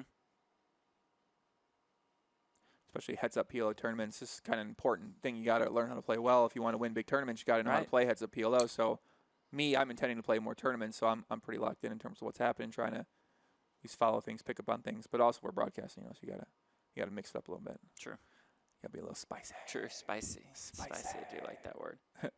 Oh, sorry. Connor said that's a frown, not a smiley face. I'm not good with the letters and then the semicolons or colons. I just read them differently. Tell us your work. We're gonna message you. Tell them that you're hating on your country. That's what they do out there now on Twitter. You on TikTok, Jeff? I asked this. You on TikTok? I'm not. I mean, I see a couple of the clips, via Twitter and Instagram. Do you know how strange of a place it is, Jeff? It seems like a strange place. The world internet's a strange place these days, man. These kids are famous. They just dance for 8 seconds. That's it. Boom. Gets viewed millions of times. You're good to go. It's insane. Yeah. They're kind of grinders, though. I mean, they work hard. They put a lot of content out there. But it's not rocket science to put up a 8-second clip. But E is going to bluff his blocker with the jack there. And he has 6 blockers. Yeah. Tucks it down. Nice hand. I want to do a video on that, too. On the kind of content on there. Yeah. On TikTok content? It's just crazy. Because when you think about what do you want to do with your life, and when we were younger, there wasn't many options for the most part, especially with the internet to make a living. Like online poker was such a booming option. It was just like, oh, this is amazing. Like, holy crap, I could do this from home. It's on TV. Everyone's so cool and all this kind of stuff like that. Mm-hmm. And now there are so many ways, because now essentially what you do as poker players, you're a businessman. So your business is you go sit down on the computer and you play against a bunch of random anonymous people or people that you know from around the world. Sure. And you got to make better decisions than they are, and you have to have better strategy than they do, or in general, in order to win. Whereas now, you can be a businessman, but business person, businesswoman, but you can have your product be anything. So, and it's super easy to create a product now. So it's never been easier to create a product or get attention.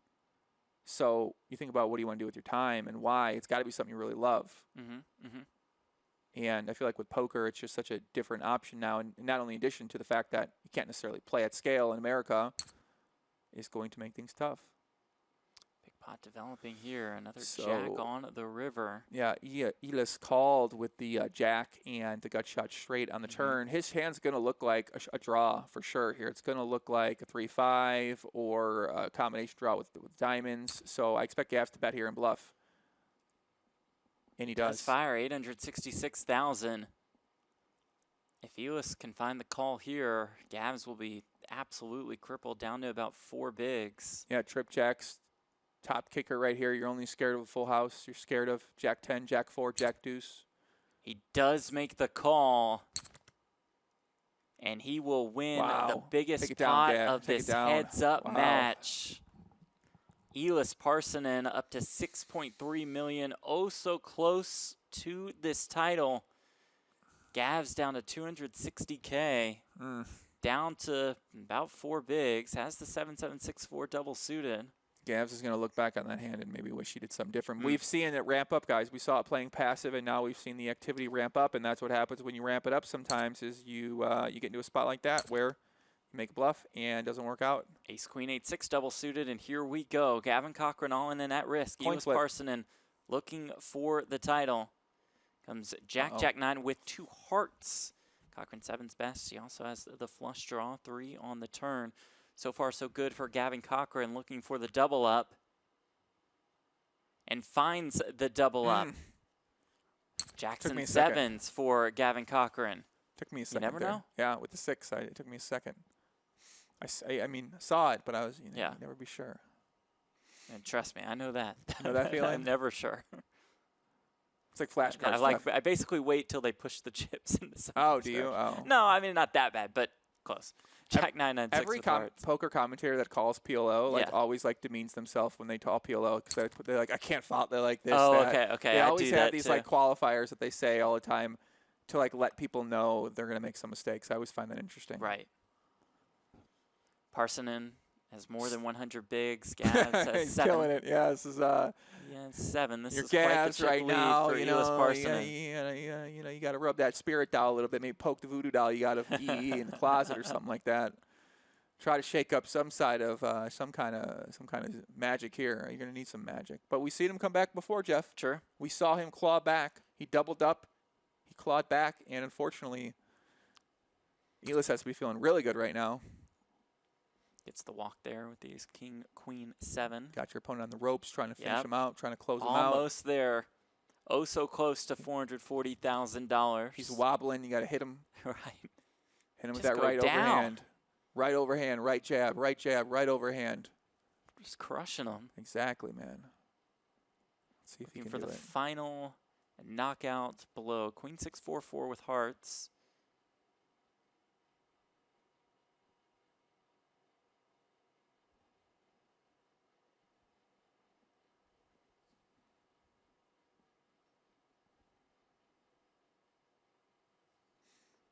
He's really in the tank here, huh? Okay. Let's raise it up. Ace King 7-5 with Here hearts we for go. Gav. Says, let's do this. What are the equities here? 57.43. Coin Cochrane flip. the slight favorite. Coin flip. If he wins this, he would double up to more than 830,000. It comes 8-3 deuce. Okay. The 4s are still best for Parssinen.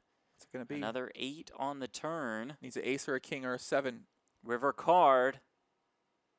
It is the 9 of diamonds, and that will do it. Eelis Parssinen entered the day as the short stack. He exits the day as the champion. He wins $440,000. He takes down event number 5, the super high roller of the Poker Masters Online PLO Nice. series. What a solid showing by the Finn. solid play by both of these guys, man. Eelis and Gavs, man. That was a great performance. Great final table. Pantling was in the mix, mixing it up there, going crazy. That was a great show. Good game to both indeed. Gavin Cochrane now takes the lead of the Poker Masters Online PLO Series standings, but Eelis Parssinen is right there. He's right behind him. He wins $440,000. Thank you all so much for joining us. We will be back tomorrow with featured final table coverage of event number 7, a 10K buy-in. For now, thank you so much for watching us on Facebook, on YouTube. For our crew, for Joey Ingram, I'm Jeff Platt. See you guys tomorrow. See ya.